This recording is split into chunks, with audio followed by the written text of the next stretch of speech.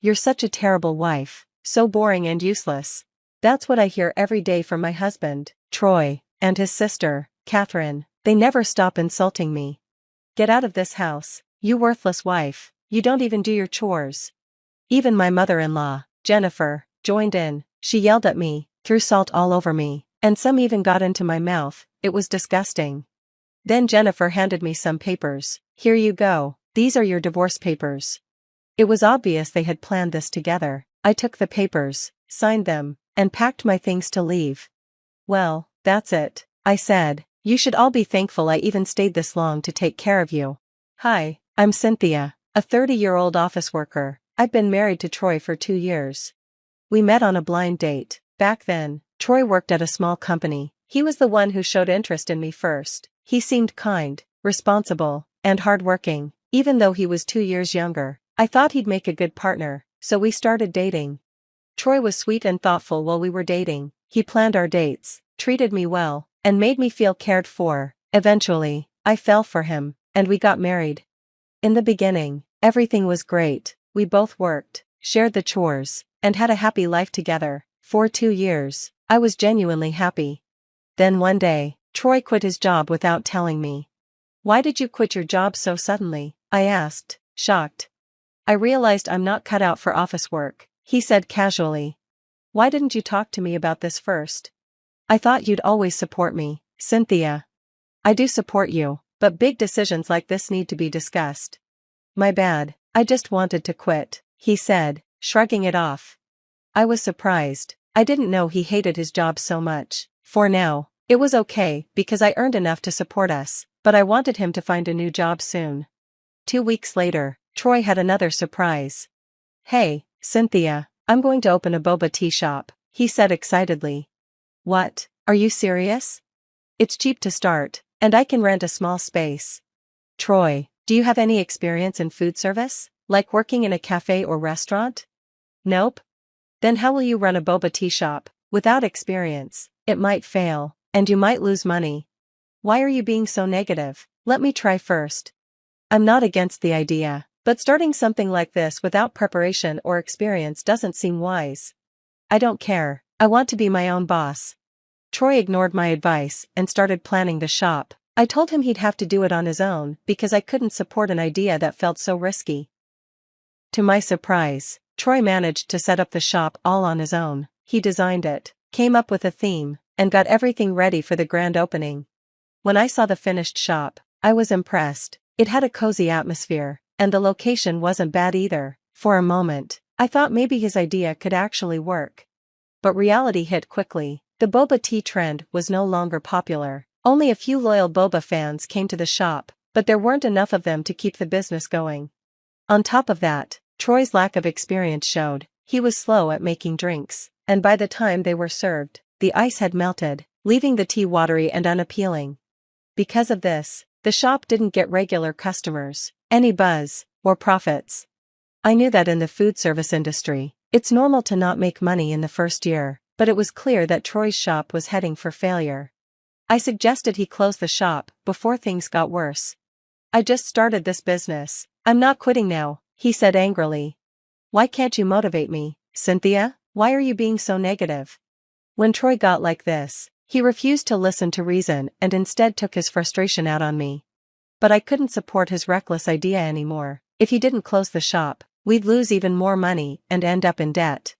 "Troy, can't you see this isn't working? Starting a shop without proper planning or experience was a bad idea. If you're serious about succeeding in the food industry, why not work in a cafe or restaurant first to gain some experience?" I tried to make him understand, but he refused to listen. I felt completely stuck. Then, the next day, he hit me with another shocking idea. "Let's move in with my mom," he said casually. "What? Why would we do that?" I asked. "If we live with her, we won't have to pay rent. Even if my shop makes little money, we'll be fine. Plus, Mom's been lonely since Dad passed away. I think moving in with my mom would be a good way to take care of her," Troy said, trying to convince me. But honestly, I didn't like the idea of living with his mom, Jennifer. Jennifer had always been cold and rude to me. During holidays like Thanksgiving and Christmas, whenever we visited her, she acted like she couldn't stand me. While she hadn't treated me horribly as Troy's wife, I knew living with her would be a nightmare. Troy, however, didn't back down. Besides, he added, if my income is small, we won't have to worry about rent if we move in with her. It'll save us money, and since Dad passed away, she's been living alone. I hated to admit it, but financially, his argument made sense. If he kept running his boba tea shop without a steady income, we wouldn't be able to pay our bills. So, reluctantly, I agreed to move in with Jennifer, for now. That's when my life with Jennifer began, and it didn't take long for things to go downhill. Cynthia, stop standing around and get to work, clean the house, do the laundry, and cook dinner. You're so slow, Jennifer shouted. You're the wife of a boba tea shop owner, so stop being useless and pull your weight. Her yelling started on the very first day. I already had a bad feeling about this arrangement. As for Troy, he didn't care. He acted like nothing was happening, even though it was clear I was struggling. But Jennifer wasn't the only problem. There was also Catherine, my sister-in-law. After moving in, I found out Catherine had divorced her husband and was now living with Jennifer along with her daughter, Elizabeth. One day, Catherine snapped at me, Cynthia, why is there no ice cream in the fridge? Because your daughter ate 2 of them yesterday, I replied. What? That's not the point. When you see there's no ice cream, you should go out and buy more. You're such an inconsiderate wife. Catherine and Jennifer constantly found reasons to criticize me, no matter what I did. And Troy? He just sat on the couch, scrolling through his phone, completely ignoring everything happening around him. Within just a few days of moving in, I was already at my breaking point. I soon found out that Jennifer's house still had a 35-year mortgage, and she was using my late father-in-law's inheritance and pension to pay for it. Neither Jennifer nor Catherine worked. Despite this, Jennifer demanded money from us. If you're going to live here, you need to contribute. I want $2,000 a month for living expenses, she said. This made no sense to me. Troy had told me we wouldn't have to pay rent, which was the whole reason I agreed to move in, but now Jennifer was treating us like tenants. Still, I paid her without complaining because Troy reassured me. Sales at my shop are picking up, he said confidently, just give it a little more time. I believed him and decided to wait for 3 more months. During this time, Jennifer and Catherine kept bullying me. One day, I decided to visit Troy's boba tea shop without telling him. To my shock, the shop was completely empty. I stayed and watched for a while, but no customers came. That's when I realized Troy had been lying to me. At the same time, I had a big success at work, earning a promotion. My new role required more time and energy, so I often worked overtime or started early. This left me with less time for household chores. Even though I was busier, Jennifer and Catherine refused to help around the house. Housework is the wife's job, they said. With no help, the house became messy, the laundry piled up, and dust covered the rooms. Instead of helping, they blamed me for everything.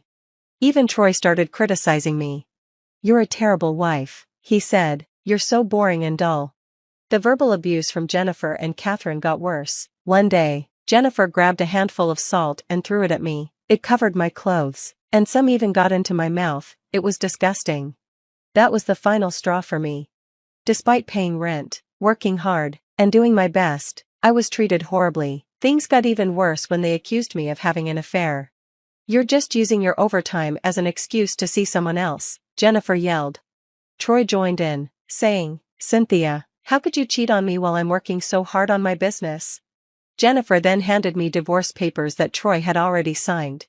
I had had enough. I signed the papers, packed my things, and left the house. As I walked out, Jennifer and Catherine smirked. Good riddance, you deserve to be alone, they said. Looking back, I regretted all the sacrifices I made for them, but as I walked away, I felt a huge sense of relief. I was finally free.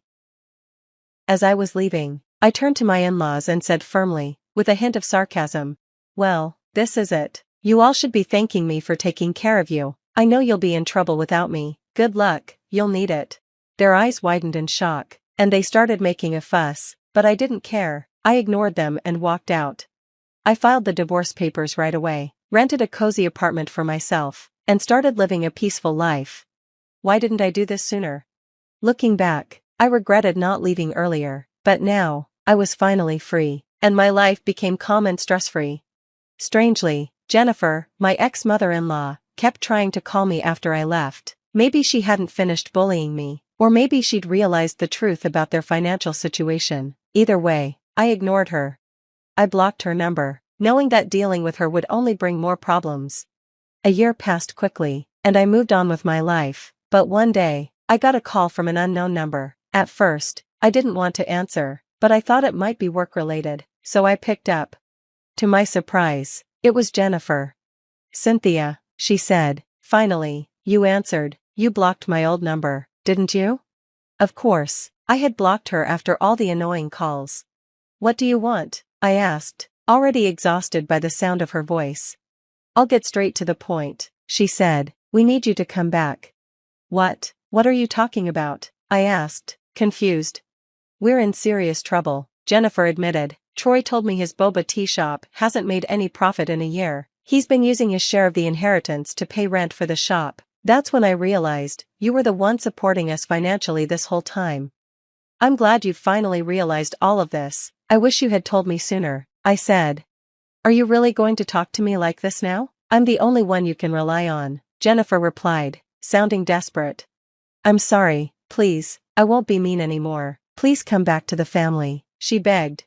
I could tell Jennifer was serious, but I couldn't bring myself to forgive her. I understood it must be hard for her to handle everything on her own, 2 grown children with no jobs, a huge mortgage to pay, and no help, but after all the mistreatment, I was done. "I'm sorry, but I will never forgive you," I replied coldly. "There's no chance we'll get back together. If you can't pay the mortgage, why not sell the house?" There was a pause before Jennifer spoke again. "Well, Troy's been in debt for a long time, so even selling the house won't cover everything." "That's not my problem," I said. "I'm divorced, and you're the one who called me worthless." "Oh," I said that in anger. "I didn't mean it. I don't care anymore. I'm a stranger to you now. You're on your own," I said, and hung up. Later, a mutual friend told me what happened to Troy and his family. They couldn't pay the mortgage and had to sell the house, but it went for much less than expected, and they were still left with a lot of debt. Troy's boba tea shop was also losing money, so they were all working part-time jobs to pay off their debts. Meanwhile, I had been promoted at work, and my salary increased. I was finally spending money on myself and living happily. Looking back, I realized Troy had always been irresponsible and immature. His sister Catherine and his mother Jennifer were even worse. I had endured too much living with that toxic family. In the end, I'm glad Troy's boba tea shop failed. He should have gained some experience before starting his own business. Now, I'm happy and peaceful, living my own life. Thank you for watching until the end. Please subscribe to our channel and hit the like button. See you in the next video. The attractive blonde known as Katie Starr on the World Wide Web smiled dazzlingly while looking at herself in the mirror and filming the event on her phone camera. "Well, my lovely subscribers, I can't believe this day has come," she purred, turning to be in the frame. "I couldn't sleep a wink last night. I only hope that my wonderful makeup artist can fix the situation with some magic makeup and hide those shadows under my eyes. Otherwise, my fiancé will run away when he picks up my veil at the altar." Katie laughed gleefully, then raised the camera higher, showing the audience 2 girls who were fluttering beside her like bees. "These are my fairy godmothers for today. Hey girls, wave your hands." Katie introduced the masters and gave them a chance to smile at the phone screen, then shifted her attention back to herself. "Anyway, my darlings, soon you'll see my wedding look. You know, it makes me want to cry to think that today I'm going to be Brandon's wife. I've been dreaming about it since I was a little girl. I imagined I'd walk to the archway lined with flowers where my Prince Charming would be waiting for me. And now, my dream is about to become a reality. You know, I hope your dreams will come true too. Don't stop believing in them. And of course, don't stop liking my posts. I will continue to share my life with you with all possible sincerity. Love, kisses, and see you soon." Katie sent an air kiss to the screen and pressed the red button on the phone, stopping the recording. However, as soon as she stopped recording, the radiant smile slid off her face, giving way to irritation. She reviewed the recording and grudgingly grinned. "I have a pale face. I'll scare away all my subscribers with this face," she complained to her friend Zoe. The cheerful tone of the blogger and her smile disappeared. Zoe thoughtfully looked at the bride's appearance. "You're tanned, Katie. You've recently returned from vacation," she reassured her friend. But Katie did not accept the compliment.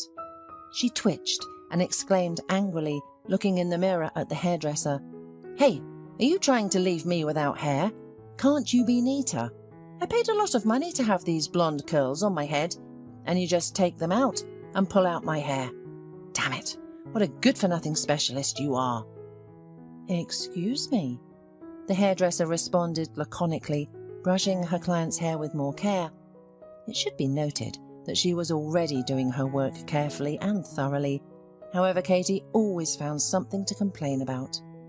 In the room of the country mansion, located near the beautiful lake, there were 4 girls: Katie, her maid of honor, and only friend Zoe, a hairdresser and a makeup artist. The beauty workers were doing their best to prepare the bride, but the capricious girl was not satisfied with the result. Katie did not have a pleasant character or tolerance even on ordinary days, and today, on the day of her wedding, she completely tormented the others. She had already forced the makeup artist to wash off the foundation from her face, adding caustic comments like, "What are you doing? I'll put on better makeup myself. Will you stop slowing down? I can't sit around all day waiting for you to learn how to put on makeup." The woman, who had not even begun to apply makeup to the stubborn bride, did not argue. She washed off the rudiments of makeup from her face, then reapplied it the same way. But this time, Katie, having evaluated the result of the makeup artist's labours, nodded. "Well, now it's okay. Not perfect, of course, but it will do." She haughtily praised the makeup artist. The girl only pressed her lips together, suppressing a chuckle. She did not take such criticism seriously, although her colleague, the hairdresser, was already beginning to shake with nerves. To relax that morning, the bride and her maid of honor decided to open a bottle of sparkling wine, and they had to open 2 bottles to shoot the moment on video. The first time, Katie thought that not enough foam came out, but she needed a perfect video for her blog. Zoe only shrugged her shoulders, philosophically deciding that the more champagne she opened and poured into herself today, the easier it would be for her to endure her girlfriend's antics. After the first glass, the maid of honor decided to make a couple of videos too. However, Katie was once again dissatisfied. "Zoe, are you filming? Turn it off immediately," she shrieked. "But you wanted me to." She paused and quoted Katie. "Capture every moment of this momentous day for history." Katie snorted and rolled her eyes toward the ceiling. "Oh, but you have to use your head, right? And not just do whatever they tell you to do," the bride grumbled.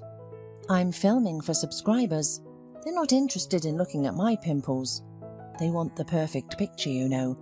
One day, I took one picture of myself with almost no makeup on, and I'm done with it. Besides, you took pictures of me on my left side. How many times do I have to tell you that you should be on the right?"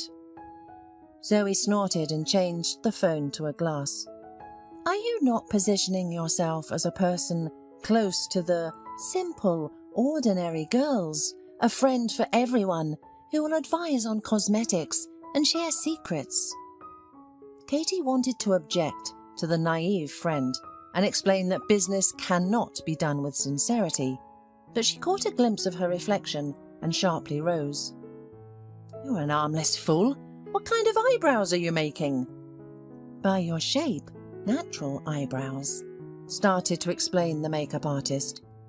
"You are a bride, your image should be natural and gentle. Isn't that what you wanted? Softness and natural shape are the trend now." "Draw natural eyebrows for yourself." Katie got angry, blushing even through the thick foundation. "I want them wider. Okay, redo it." "I wouldn't speak so arrogantly with a person "Who can make a clown out of you with one stroke of a brush," giggled Zoe, plumping on the sofa with a glass of sparkling wine. Her words did not embarrass Katie. She twitched her shoulder. "They're attendants, Zoe. I pay them money and I expect to get a decent favour," she remarked, not the least bit worried that the makeup artist could hear her. "So they either do their job right in a way that I like, or get the hell out. Right, girls?" The aforementioned girls looked at each other but continued to work in silence.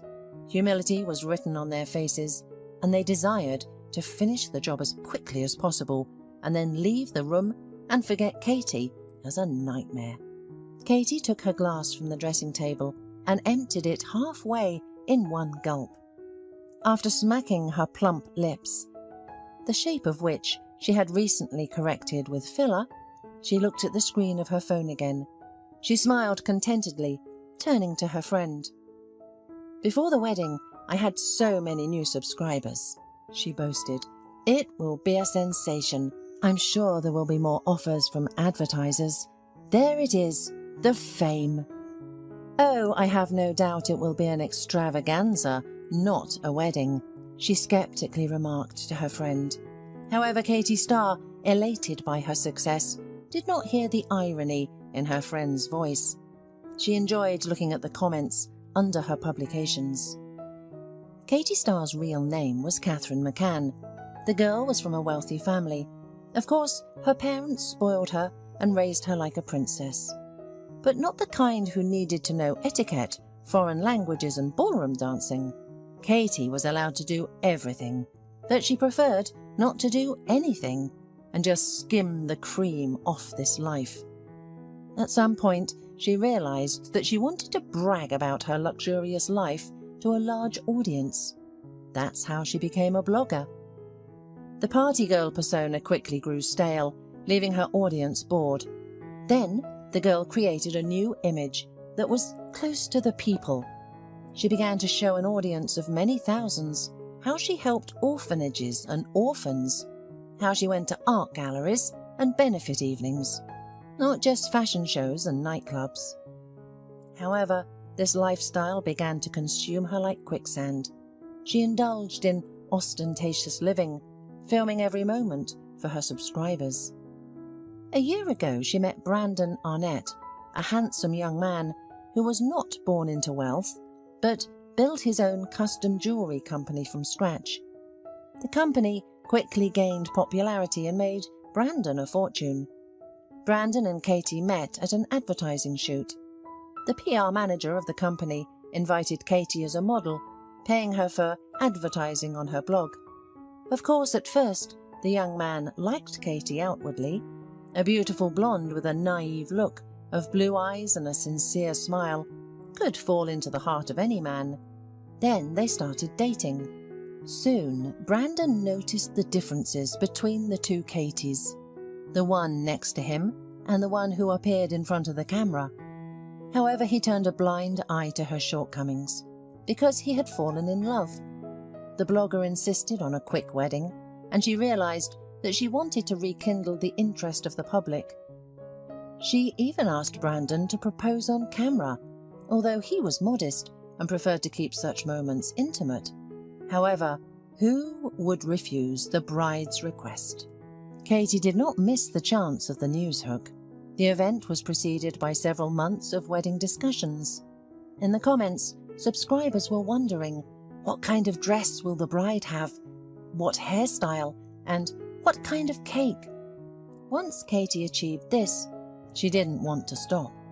Recently, she noticed that the subscribers of a pregnant model were literally going crazy, guessing the gender of her future child. When Katie, without hiding her envy, read the comments under the posts of her competitor, she realized her next step: a beautiful pregnancy. She was going to fill her blog with pictures that appealed to the most vulnerable and suggestible audience: pregnant and nursing mums, and naive girls dreaming of a beautiful fairy tale of marriage and a baby. Although Katie didn't care whether she had a son or daughter, she thought it would be the most successful business project. and the care of children could always be shifted to nannies. Brandon adored children, so the bride's talk about their future child was taken with enthusiasm. He believed that children were proof of love. The groom couldn't imagine that, for his beloved, they were part of a business plan. Soon the wedding day arrived. Katie prepared for the event carefully, wishing that everything would be perfect. She wanted every step during the ceremony and the celebration to be captured on camera. She promised her subscribers, with tears in her eyes, that she would share every second of the happy event with them. But no matter how Katie planned the celebration, everything didn't go according to her perfect plan. The girl had been standing at the starting position for half an hour, waiting to go to the flower arch under beautiful music. But the groom and his best man, Emmanuel, didn't come to the wedding, and they didn't answer their phones. Maybe something happened to them, Zoe asked with concern as she looked at her phone's clock for the 100th time. I hope they were in an accident and are now in intensive care, Katie hissed angrily, clutching her bouquet of flowers, because that's the only excuse they have for being late. Zoe gasped, looking in horror at the bride's face. Katie, you shouldn't say that. Brandon is wonderful. He would never act like that without a reason. Katie only shook her head and clenched her teeth, almost turning her expensive veneers into crumbs. Did you even see what my followers are writing? She exclaimed. They're saying he dumped me. He ran away. Haters have immediately rushed and remembered all my past sins. My hanging in clubs, dancing on the pole, and over-drinking tequila. They say he came to his senses and did the right thing. Can you believe it? Brandon has a reputation as a knight in shining armour. He came from a poor family with brothers and sisters, raised himself and helped his family. And me? I'm still being judged for my past. They even found that video somewhere, even though I deleted it thanks to my dad's lawyers. They say the internet remembers everything. I've built my image of a princess brick by brick, Zoe, and if Brandon ruins everything, there will be no wedding. The girl defiantly threw a bouquet of peonies on the floor. Zoe groaned and awkwardly squatted in her long dress to pick up the flowers. At that moment, the groom and his best man burst onto the platform near the lake, where the celebration was to take place. They were breathing heavily, as if they had run here. But it wasn't even this that caught the guests' eyes, but their horrible, dirty appearance, especially Brandon's. His suit, which Katie had meticulously chosen to match her dress and look good in the shot, was wet, dirty, and covered in green slime, sand, and mud. He had lost his jacket somewhere, leaving him in a wet shirt that clung to his body. There was nothing to say about the beautiful style of his hair, wet dark strands hanging down over his forehead and temples. And moreover, the man smelled like he had bathed in a sewer. Don't panic, we are already in place, the best man, Emmanuel, shouted cheerfully, spreading his arms apart and trying to catch his breath. The groom, as a real hero, had to go through fire and water before getting here, or rather only water, but here he is, ready to say his yes and kiss the bride. The guests, who were initially shocked by Brandon's appearance, started laughing. They did not understand what had happened to the groom or through what swamp he had swum to the wedding. However, Emmanuel was able to defuse the situation. Unfortunately, his jokes did not work on the bride. In front of Katie's eyes, a red veil descended. Her heart began to pound rapidly, her pulse echoing in her temples. She rushed down the aisle, straight toward the groom. Brandon, who had just been smiling and trying in vain to fix his hair with his fist, froze when he saw the bride. He immediately noticed the look on Katie's face as she rushed toward him. Loving women don't throw themselves into the arms of their loved ones with that look. It's the look they use when they want to strangle someone. You think I'm going to kiss you? Seriously? She shrieked in anger, forgetting her holy image and the witnesses to the scene. It's better to kiss a toad. At least it doesn't stink so much. You look like a bum. Do you think I dreamed of a wedding like this? A wedding where the groom is late and then shows up looking like a ragamuffin? Katie, what are you doing? A puzzled Brandon blinked. I just didn't have time to change my clothes, but who cares? The main thing is that I'm here. The main thing? Katie was furious. It would be better if you didn't appear at all than in this form. You embarrassed me, disgraced me in front of my guests and in front of my family. I'll be laughed at all over the internet. You ruined the best day of my life. So there's not going to be a wedding. Do you understand? Katie. Trying to calm the bride down, the groom attempted to soothe her. Katie. Trying to calm the bride down, the groom attempted to soothe her. Calm down, I'll explain everything. Leave your explanations to yourself. I do not need them for nothing.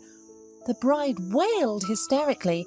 She sharply raised her hand and gave the groom a ringing slap.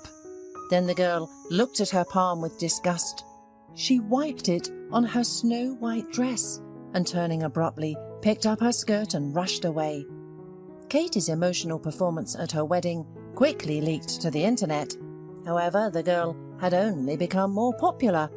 While many condemned her behaviour, her number of subscribers grew by the hour.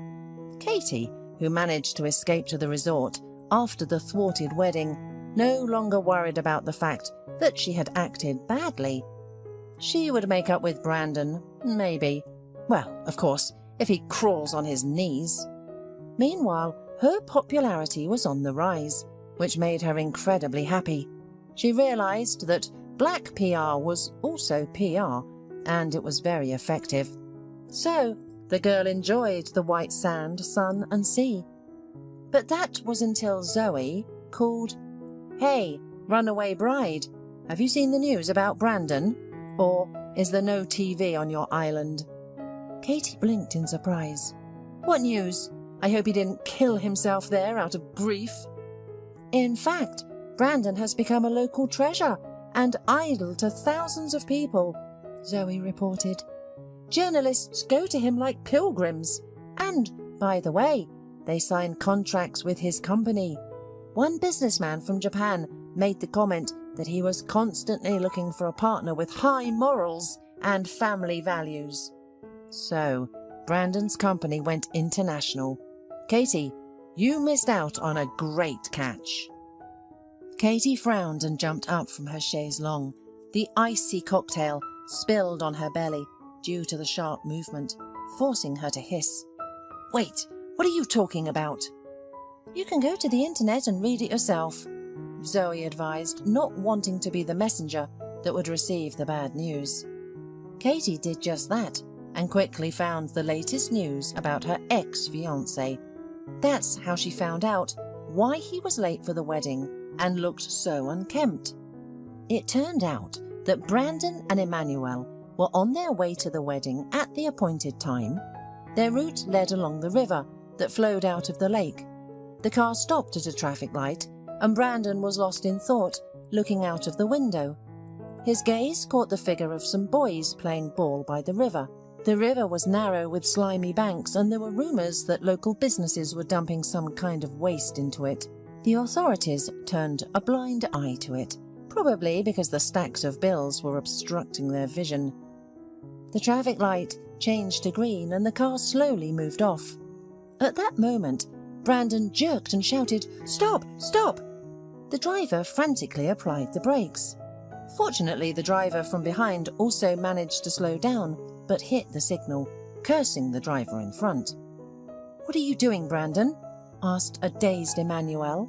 The driver also looked at the groom with consternation. However, Brandon did not pay attention to them. He opened the car door and hurried out of the cabin. He ran headlong toward the river, where a tragedy was unfolding.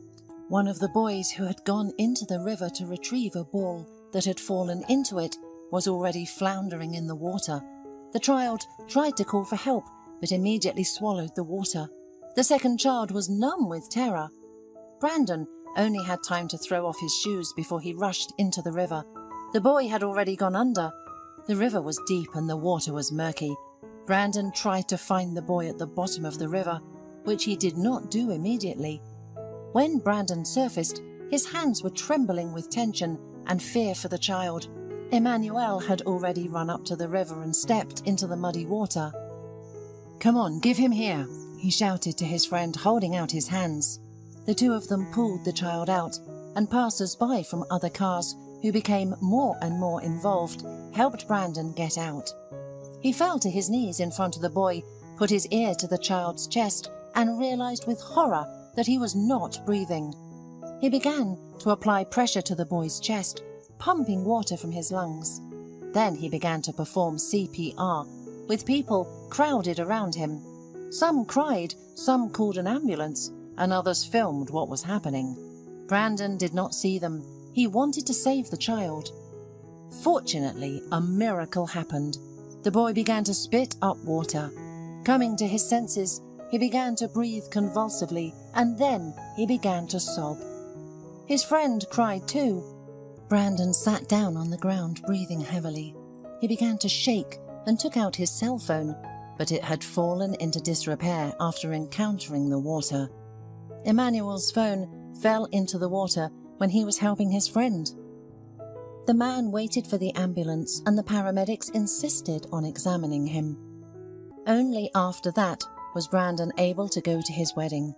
But to his great upset, his bride did not listen to his explanations.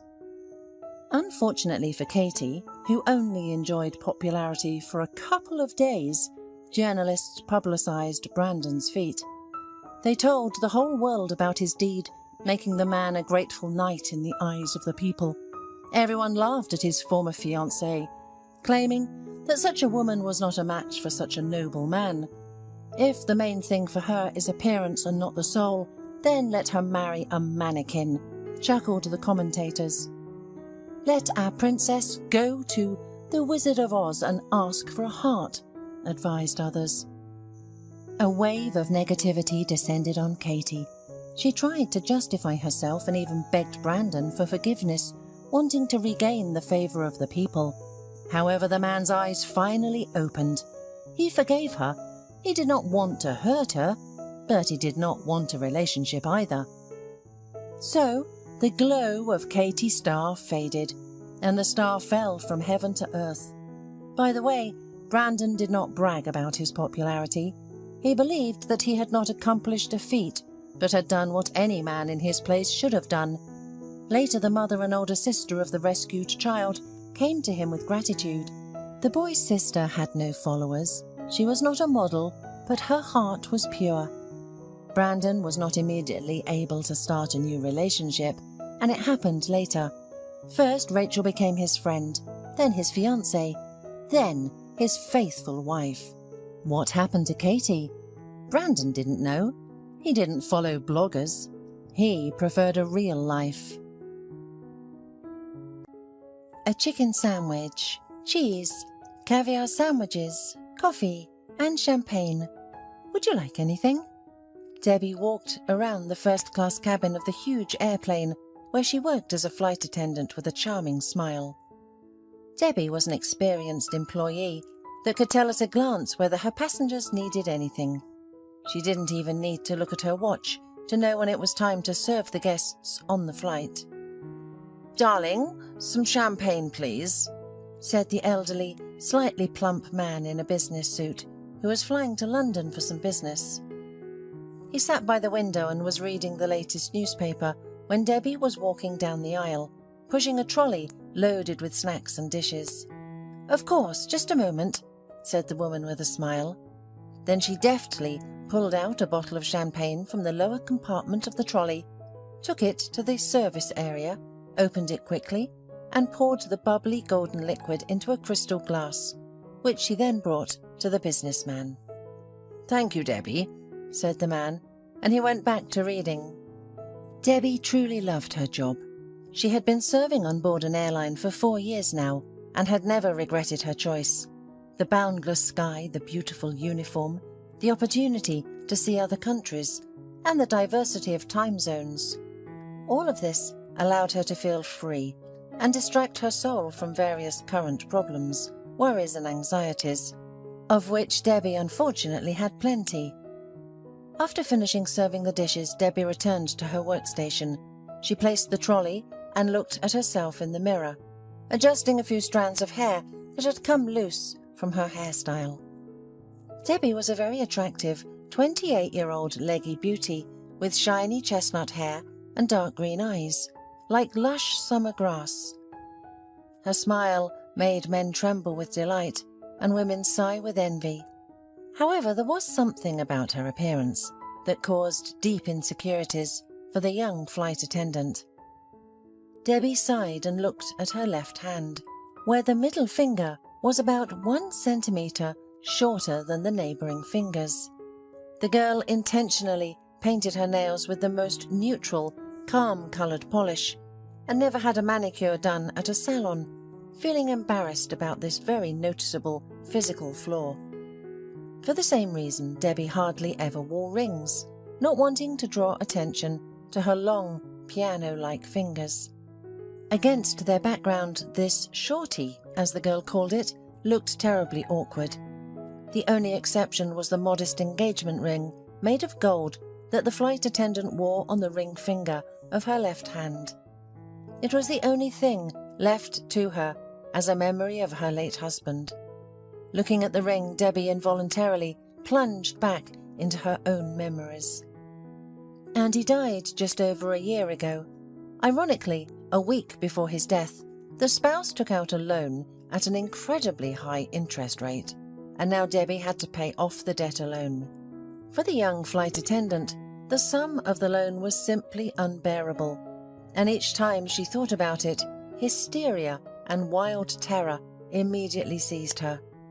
All because the loan was not taken out from a bank, with which she could somehow try to negotiate, but from very dangerous people, representatives of the criminal layer of the city. Even now, more than a year later, Debbie couldn't give all the money to these terrible people, and they constantly called the woman, demanding the debt from her. Debbie still didn't understand what could have driven Andy to turn to these thugs for money, and most importantly, why did he need such a truly astronomical sum? In the last few months, the bandits had completely lost their minds, writing terrible threats on the walls near the flight attendant's house, or stalking her on the way from the airport to her home, following her taxi in their large, tinted black SUVs. It was clear that their main goal was to intimidate the young widow so much that she couldn't think of anything other than giving them this damned money. And it must be said, they were brilliantly successful in exerting this kind of influence. "Well, beauty, how much longer does my boss have to wait for his money?" asked the tall, broad-shouldered, and completely bald thug, once cornering the unfortunate flight attendant in an alley near her home. Debbie was returning from another flight and was barely able to understand what was happening. The man grabbed her by the arm and forcibly took her into a dark, abandoned building, where he and his accomplices began to threaten and intimidate her, demanding the money. "I gave you another 10,000 last week. I just don't have any more." Debbie tried to free herself from his stony grip. "I've explained to you 100 times already that I can't collect such large sums in such a small amount of time." The bandit only grinned crookedly. "The chief is too soft on you. He allowed you to pay back your debt in installments and for a whole year, but the time is ticking, and we're not even close to half the amount." "Even if I sell my apartment, it still won't be enough, and you understand that very well," Debbie pleaded, looking at the bulky man. The bouncer extended his huge index finger and slowly stroked Debbie's cheek, making her immediately nauseous. The sensation was unbearable, especially since the scoundrel's finger stank intolerably of thick tobacco. "You're beautiful," the bandit said in a low voice. "The chief asked to tell you that if you don't have the whole missing sum in your hands by our next meeting, he will allow you to return the debt in another, much more pleasant and easier way." The man smiled lecherously, and Debbie's heart immediately sank. No, he wouldn't dare, she said, looking at the scoundrel with unspeakable horror in her eyes. I'll report you to the police, and you'll all go to jail.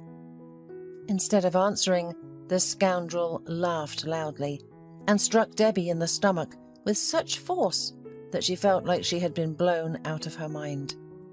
Bent in half, she gasped for the cool autumn air, but oxygen stubbornly refused to penetrate her lungs, burning with pain.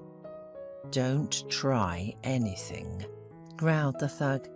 If you say one word to the cops, we'll give you such an adventure that you'd wish you'd never been born. Do you understand me? The man grabbed Debbie by the chin and forced her to look into his small eyes, swollen with anger and hatred towards women. Got it, he shouted once more. Yes, the stewardess replied weakly, writhing in fear and pain in his arms. Tell me, how much time do I have? That's a different conversation, said the bandit, almost good-natured. He then set the girl on her feet as if she had weighed nothing at all, and continued, You should have started solving the problem constructively. None of this would be happening to you right now.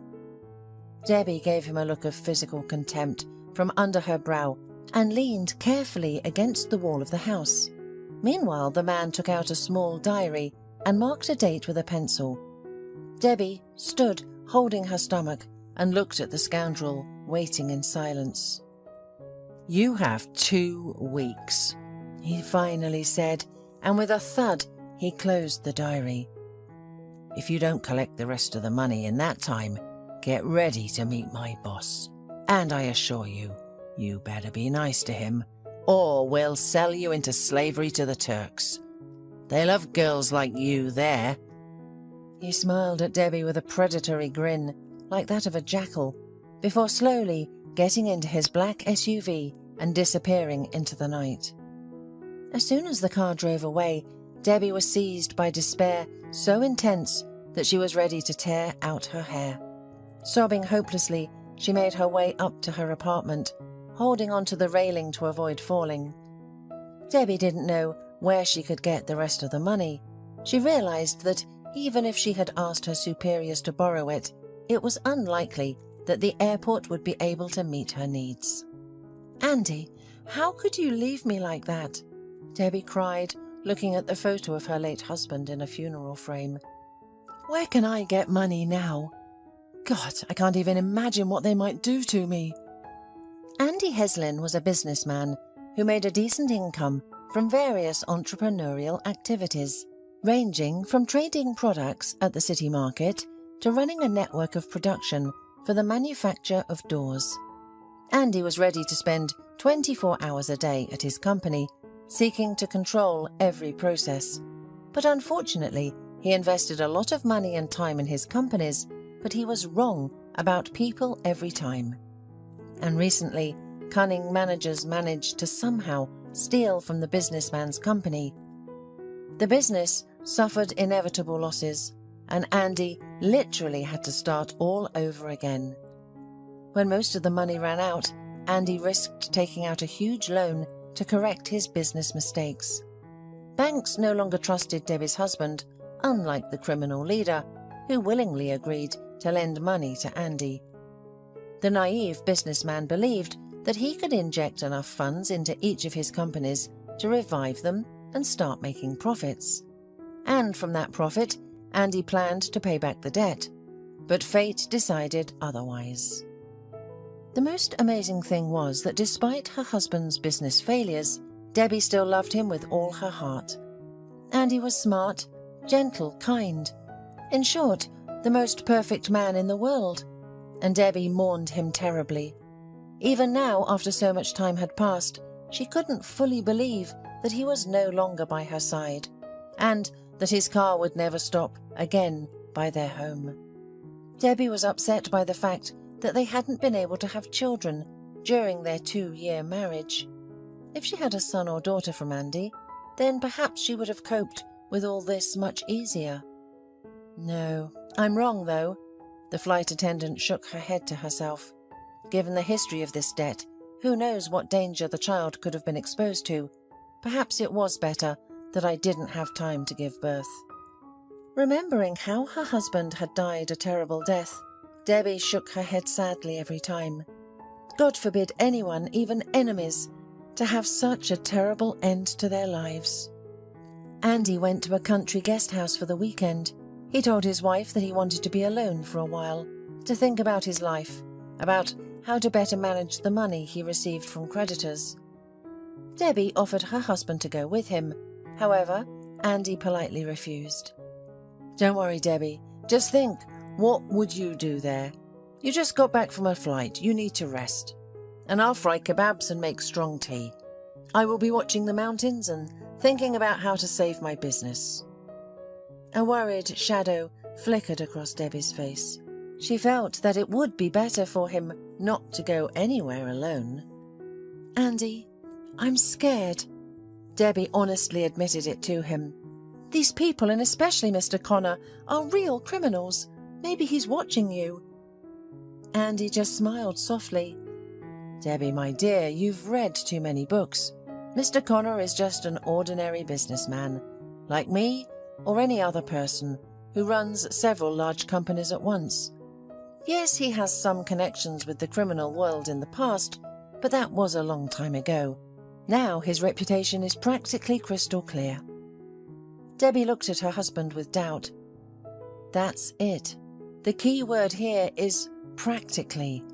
Who knows if he can be trusted? You talk about him as if he's the kindest person, but that's far from the truth.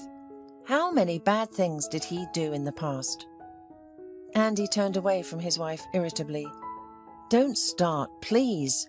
If you believe anything they say in the news, you'll soon develop paranoia. Besides, Mr. Connor is only a witness in those cases. Come on, Debbie. Let's not discuss the past of my business partner and creditor, okay?" Debbie pouted but quietly said, "As you wish, Andy. But I just want my husband to live many happy years with me. But you're getting involved in some unpleasant story." The spouses quarreled that evening because of that unfortunate loan, because Debbie didn't want to let him go alone out of town. However, Andy was always stubborn by nature, so he didn't listen to his wife, packed his sports bag, and left for their country house the next morning. Debbie was very nervous all day, and as it turned out, not in vain. Closer to the evening, Andy stopped answering completely. She felt that something terrible had happened.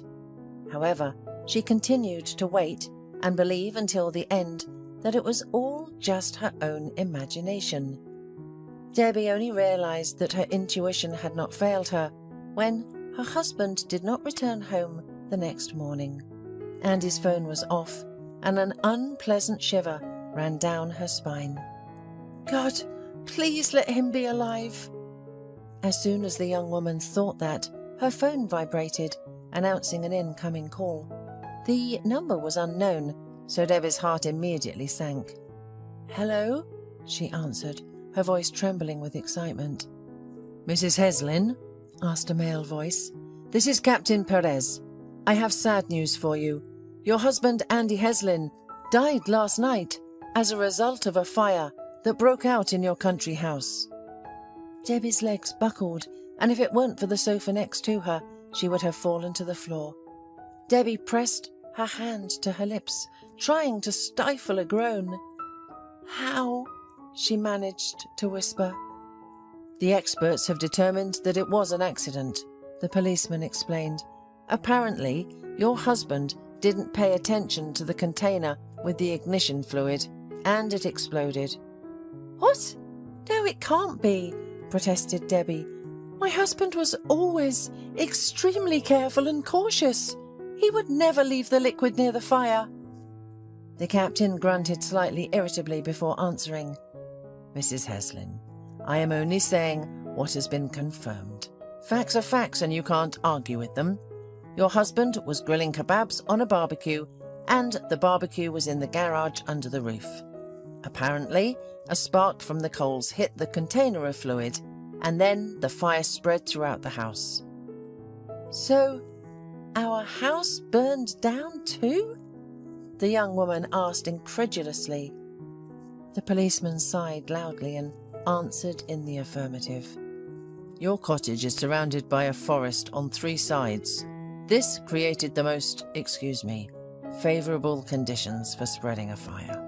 The fire spread from the garage to the interior of the house, and everything burned down to the ground. I'm sorry. I understand that it's difficult for you to accept the fact of your husband's death and the complete destruction of your country house. But what happened was just a series of unfortunate circumstances. I wanted to go with him, Debbie sobbed into the phone. I wanted to be there with him. Please calm down, the captain said softly. If you had been there with your husband, you would have died just the same. There would have been no chance for both of you to survive. I understand that this is a weak consolation for you right now, but at least you are still alive. After that conversation, Debbie couldn't close her eyes and spent the whole night staring at the ceiling. She didn't want to believe that Andy was gone. This death, so terrible and absurd, seemed very strange to Debbie. The carelessness that the policeman spoke of was completely uncharacteristic of her husband, and ultimately, Debbie began to suspect that Andy had been killed precisely because of the money borrowed from Mr. Connor. The funeral of her husband was very modest, as there was nothing left of Andy, and they had to bury an empty coffin in the ground. Debbie couldn't sleep for almost a month, repeatedly returning to thoughts of her husband's death. The only thing that helped her distract from all this was her work. And Debbie continued to fly one flight after another, hardly noticing how the dates on the calendar passed by quickly. And then the threatening calls started, and the woman found out that she would now have to pay off the loan for her deceased husband. At first, Debbie thought that she would give them the bag of money that Andy brought from them on the day of the loan. However, after searching the entire apartment and checking all the accounts, Debbie came to a terrible conclusion. The money was nowhere to be found. That's when she remembered that her husband had gone to the country house with that same bag. So, the woman thought to herself, probably Andy wanted to hide the money at our summer house, and they probably burned in that monstrous fire. Debbie felt her soul freeze with fear. She couldn't imagine how she would be able to pay such a huge sum to the gangsters. Risking her own life, she asked to meet with Mr. Connor. When she was brought to his mansion, Debbie thought she wouldn't come out alive. However, the man, seeing the beautiful wife of his deceased borrower, immediately softened his anger and gave Debbie a deferment for a year. The deadline was approaching, and the poor woman had not been able to pay even half of her debt. She started working almost every weekend, hoping to earn as much money as possible before Mr. Connor's henchman came after her again. Debbie grew up in a village. Her parents were simple but honest people who loved each other. Her father worked as a forester. Despite his solid age, the man was still full of energy and could easily take long walks in the forest. Her mother worked in the village post office, delivering letters and newspapers to all the residents of the old settlement. As long as Debbie could remember, there had always been love and understanding in their home, and her parents raised her solely by their own example, trying to be a kind of role model for their daughter. The girl never heard a rude or mean word addressed to her, but always found support and good advice when she needed it. After finishing school, Debbie realized that there were no prospects for her in her village. She wanted to study foreign languages, but there were no opportunities to use them in such a remote place. Besides, Debbie had a dream that she initially feared telling even her parents. Since childhood, Debbie had been fascinated by the sky. She could spend hours admiring the airplanes' traces in the sky, wondering what was inside them. The flying machines looked small from below and huge when seen up close. The girl's parents had never flown on airplanes, and Debbie had never been even to the sea. That's why her passion for travel, coupled with the opportunity to rise above the ground and clouds, gave birth to her passionate dream of becoming a stewardess. Nevertheless, her father and mother understood that their daughter needed an education and allowed her to go to the city with a calm heart. Debbie thought that studying languages was a priority for her currently, and then, as soon as she settled down in the capital, she would think about a career as a flight attendant. After graduating, Debbie became a certified translator in 2 languages, Chinese and Spanish. This opened the doors to a world of high-paying work for her. The first time, the girl worked as a secretary referent with translation functions in a very prestigious media company. Debbie rented a beautiful apartment in the city and felt absolutely great, but she still sometimes dreamed of the sky and a stewardess uniform at night. After working for that company for about 2 years, she realized that she could no longer ignore her dream. It was then that Debbie finally decided to try to enroll in stewardess courses. The girl studied diligently and crammed the necessary material for days, ignoring parties and walks with friends. But the result of her efforts was accurately what she wanted. Debbie passed the final exam and got the opportunity to get her dream job. Fortunately, she always had good health, and her incredibly attractive appearance allowed her to easily pass the unofficial face control, which was an integral part of getting this job. On her first flight, Debbie felt an incomparable delight. Her feelings overwhelmed her, and unable to withstand their pressure, she even quietly burst into tears when no one was looking. Her oldest secret dream had come true. And for the first time since graduation from the institute, Debbie felt at home. On one of the flights, the girl met Andy. The young man was 3 years older than her and was flying to another city for a business deal. They both felt that they liked each other. However, decency made them wait until the end of the flight. Only then did Andy approach the young, beautiful stewardess and invite her to dinner at a restaurant. "Please, don't refuse." Andy looked at her with a silent plea in his eyes. "I know it may seem strange to you, but as soon as I saw you, I knew. I just had to try to get to know you." Andy's embarrassed smile accompanied his words. Debbie was overwhelmed with incredible emotions at that moment. She could not have imagined that she would be fortunate enough to meet someone whose soul would be like the other half of her own. Andy understood the girl so well that sometimes it seemed to Debbie that everything was happening to her was a fairy tale. Standing in front of the mirror in the flight attendant service room, Debbie thought that life with Andy was the happiest period in her life. She was unlikely to ever meet a person with such spiritual qualities again. Her husband was not just a partner with whom she agreed to spend the rest of her life. He was her friend, the most passionate lover, and a like-minded person, always ready to support her in difficult times. Their last separation was all the more terrible because of a silly argument made the loving spouses spend the night apart before their trip to the summer house. Debbie was about to sit down in her seat in the aisle when suddenly the plane began to shake mercilessly. The light in the cabin flickered, and loud voices of passengers full of dissatisfaction and fear were immediately heard. "Oh my God, we are falling!" cried a woman. "What's happening? Stewardess, where's the stewardess?" A middle-aged male voice was heard. "Mummy, I'm scared. Are we going to die?" A child's voice wailed somewhere very close to Debbie. Debbie immediately understood that they had entered a zone of turbulence. This had happened to her many times before, but still, every time, Debbie was a little scared. However, she had no right to show her feelings to the passengers, as it would be a complete violation of all the rules of conduct for personnel on board. Taking a few deep breaths, the woman moved into the cabin and tried to maintain an expression of complete composure on her face. Debbie beamed a dazzling smile at everyone she passed by, asking them to fasten their seatbelts and remain calm. "Why are we shaking like this?" protested the same businessman who had recently ordered champagne from her. "Are you telling us the truth, or are you just trying to drag it out until we find out We only have 100 meters left to fly to the ground."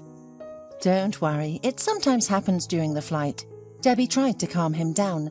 "The turbulence zone will end soon, and we will continue our journey. There is absolutely no reason to worry." The businessman muttered something in response, but still securely fastened his seatbelt. A little further, Debbie noticed a beautiful lady of about 50. The woman was dressed in an expensive coral suit and held a luxurious cream-coloured leather bag on her knees. Debbie immediately realized that the woman was wealthy. Her manicure, hairstyle, and beautiful shoes from the latest collection of a famous fashion house spoke for themselves. However, no matter how much money she had, the woman was, first of all, a passenger, and like all passengers on this flight, was experiencing genuine fear at the moment. Currently, when the stewardess reached her seat, the plane shook violently again. The lady screamed loudly and dropped her bag on the floor. Debbie instinctively bent down, easily picking up the graceful accessory, after which she handed it to the passenger, still maintaining a polite smile on her face. "Thank you," the lady said with pale lips, and then her gaze fell on the flight attendant's left hand, which she held the bag with. The woman instantly turned as white as a sheet, and with a dumb question looked at Debbie. She immediately recognized this finger, the only one shorter than all the others. "Debbie?" the passenger whispered in shock. Matilda Williams, that was the name of this wealthy woman, suddenly felt as if her entire body had been struck by an electric current. Everything seemed to darken before her eyes for a few seconds, and the lady, out of fear, decided that it was only a matter of time before she fainted. "Yes, I understand that you are scared, but everything will end very soon, I promise," Debbie reassured her. "We just need to endure a little longer." After that, smiling at Matilda, the flight attendant calmly walked further into the cabin. As soon as she disappeared, the lady grabbed her heart. "Oh God, it can't be! She's alive and flying on the same plane with me," Matilda thought. "Is it really her? Who else could have such a specific middle finger?" The woman eagerly awaited the moment when the airplane would pass through the turbulence zone and everyone would finally calm down. Crossing herself, Matilda got up from her seat and headed straight to the corridor where the flight attendants were sitting. Debbie was discussing something with her colleague when she caught the wealthy passenger's surprised gaze. "Are you feeling better?" Debbie politely asked, looking at the woman with genuine concern and sympathy. "Yes, thank you," the woman replied slowly, as she nervously dug her nails into her small purse. "I'm sorry, maybe it's not the right time to do this, but I really need to talk to you. Could you please spare me a couple of minutes?" Debbie looked embarrassed and glanced at the other flight attendant before nodding. "Okay, please have a seat." Debbie's colleague immediately got up from her seat and went to the cabin to check if the other passengers needed anything. Matilda sat on the edge of the seat and continued to twirl her purse in her hands for a few seconds. The woman simply didn't know where to start. She was about to tell this young woman something that might seem like complete nonsense to others, but she couldn't afford to miss such a chance. Who knows? Maybe she wasn't wrong. "You see," Matilda began, blushing heavily, "it just so happened that I noticed a certain peculiarity on your hand. Your finger." It was Debbie's turn to blush with embarrassment. The young woman instinctively clenched her left hand into a fist so that the shortened phalanx wouldn't be visible. "Yes, I understand. It must have been unpleasant for you to see that, but I was born with it and I can't do anything about it," she explained. The woman shook her head with feeling. No, please don't think that way. I had no intention of offending or belittling you in any way. Not at all." Debbie looked at her somewhat bewildered. "Then what is it that has upset you so much?" Matilda took a deep breath and then decided to tell her. "You see, many years ago I lost my daughter. She was only 3 years old at the time. My husband, her stepfather, was driving her to another city, and they got into an accident. My husband couldn't control the car, and it went off the road. When Oliver came to his senses, the child was nowhere to be found. He, being injured, searched the surrounding areas but never found her. She just disappeared without a trace." Even now, 25 years later, memories of her lost child caused Matilda almost physical pain.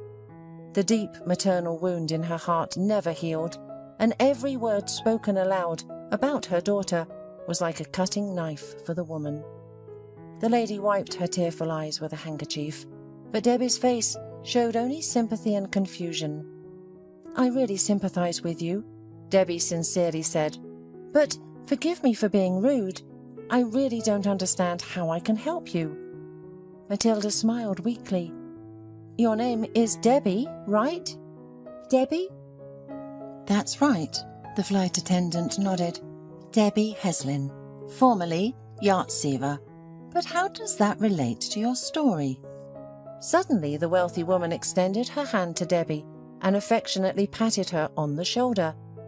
"My little girl's name was Debbie too, and she had the same peculiarities as you. It runs in our family, going back to my grandfather. One of his fingers was shorter than the others, and then it was passed down to my daughter through the generations." Matilda looked at Debbie, crying and smiling at the same time through her tears. When it dawned on the flight attendant what she meant, it was as if the world around the young woman had wobbled, and the turbulence was no longer relevant. "Are you saying that you think I could be your daughter, lost over 20 years ago?" The wealthy woman slowly nodded her head and said, "I don't just think so. I'm sure of it. Everything fits. Your name, your age. Debbie, how happy I am to have found you and to know that you're alive." In a burst of emotion, Matilda couldn't help but try to hug Debbie. However, the flight attendant gently stopped her movement. To say that Debbie was stunned by what she had heard would be an understatement. "I'm sorry, but don't you think it could just be a coincidence?" Debbie looked at Matilda with doubt. "The tragic disappearance of your daughter is undoubtedly a great sorrow, and I understand why you seized on my peculiarity, but I already have parents, and thank God they are alive and love me, and I love them too." The woman looked at her with sadness, but still stood her ground. "My dear, I don't know how this could have happened.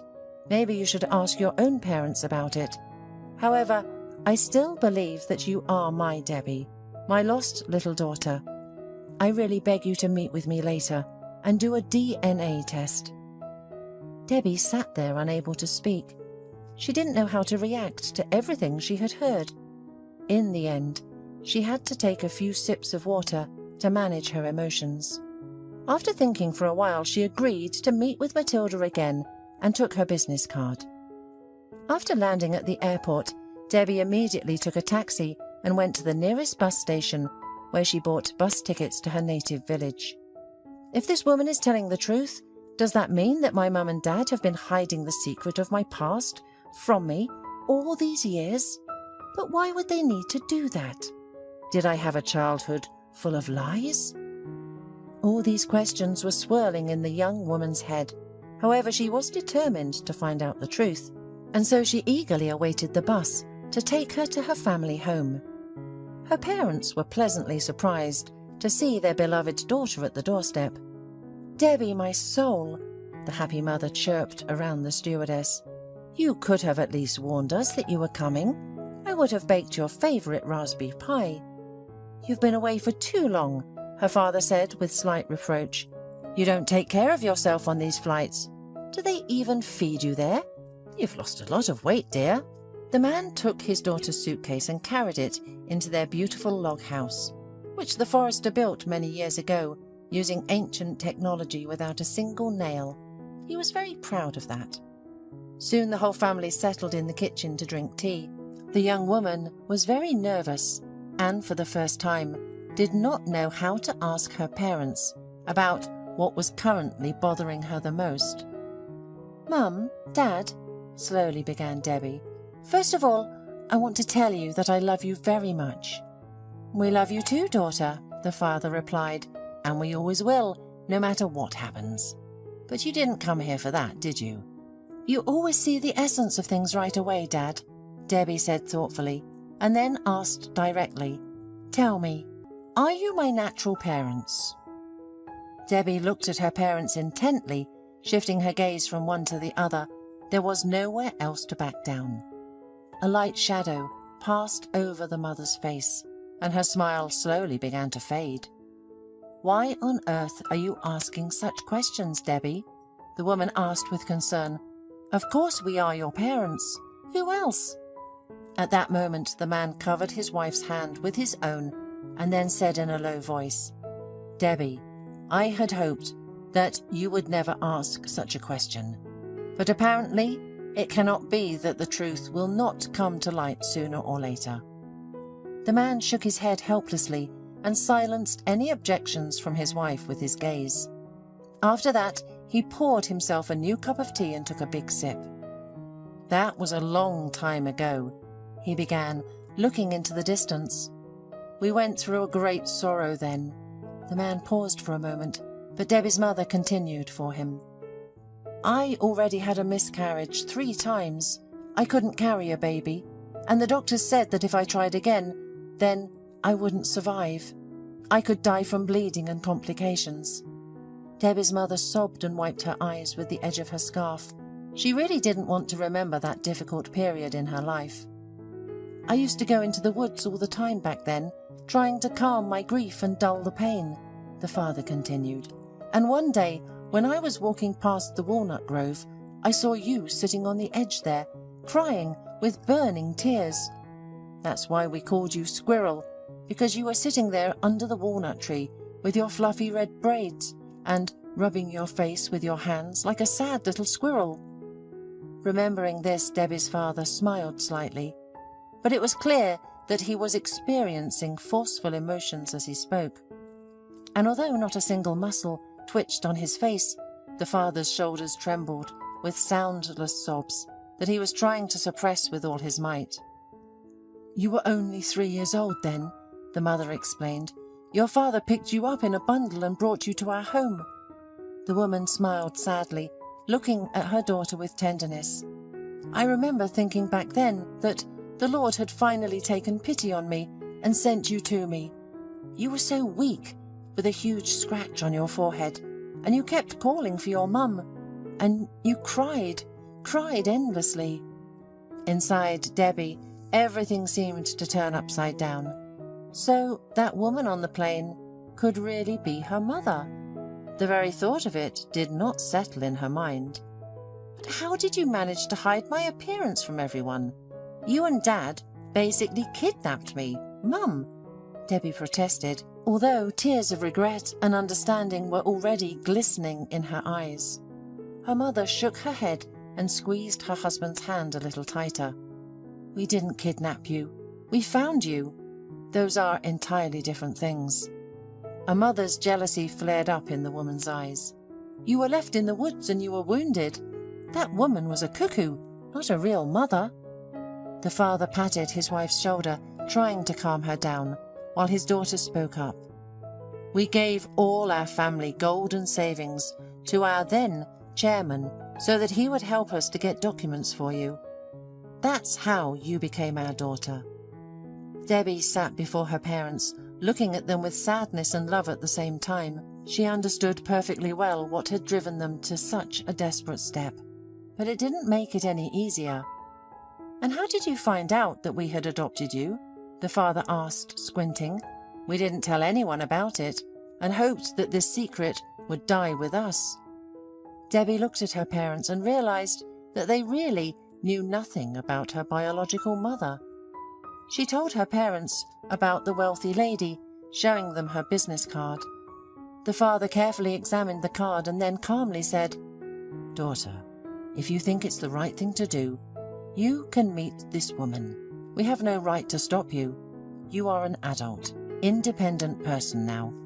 But if you suddenly become disillusioned after finding out the truth, know that your mother and I will always be there for you, and nothing will change for us. It doesn't matter whether we share the same blood or not. We will always be your parents." In gratitude, Debbie hugged her mother and father tightly. "Thank you," she whispered. "I have the best parents in the world." After staying with her parents for a couple more days, Debbie returned to the city. She wanted to meet Matilda and ask one of her colleagues to replace her on the flight. When Matilda learned that Debbie was willing to take the DNA test, she was overjoyed. A few days later, the test results arrived, and, to Debbie's huge surprise, her new acquaintance was right. She really was her biological mother. Learning this, the rich woman immediately invited Debbie to her house. When the luxurious car brought Debbie to Matilda's estate, the young woman could not contain her admiration. She had never in her life seen such luxury and style that literally squeezed into every piece of furniture and magnificent green garden of a mansion. She was led into the living room, where her biological mother greeted her. Matilda looked very excited, but charming. She was wearing a long silk jacket without sleeves and a spacious linen blouse, which, combined with matching trousers and a light blush on her cheeks, made the lady look visibly 10 years younger. Debbie was once again amazed by her elusive sense of taste in clothing. "Debbie, I'm so glad you came, dear," the woman exclaimed, throwing her hands up. "Oh my God, I can't believe I finally found you after so many years." Matilda hugged her, and Debbie felt it would be wrong to reject this heartfelt embrace. It wasn't that Debbie was uncomfortable with the display of parental affection from Matilda. In fact, she still couldn't get used to the idea that it was this woman, not her mother from the village, who gave her life. "Let me introduce you to someone," said Matilda, as she led her daughter into a cosy little room where a presentable-looking man in a business suit sat in a wide leather chair. Upon seeing Debbie, he immediately stood up and extended his hand in greeting. "I'm Oliver," the businessman introduced himself, and he cautiously shook the guest's hand. "You probably don't remember me, Debbie." Debbie shook her head and looked at her mother questioningly. "This is your father, Debbie," Matilda said, almost crying with happiness. "Oh," was all Debbie could say. She scrutinized Oliver's features but saw no resemblance to herself. Then, when they went to the dining room to have tea, Oliver behaved strangely. He was nervous and smiled widely, but his smile was insincere. "If you only knew how scared I was then, what I went through when I woke up and saw that you weren't around," her father told her. "I woke up and the car was already on fire. I got out of the car, but with great difficulty. My leg was badly hurt. I thought maybe you had hidden somewhere near the road because you were scared. But as soon as I moved a few meters away from the car, it exploded." The man spoke very emotionally, but kept looking at his newly found daughter as if he wasn't happy about her return at all. Of course, Debbie had no idea that Oliver wasn't her biological father. He married her mother when she was already 3 months pregnant with her first husband, who died in an accident in a neighbouring city.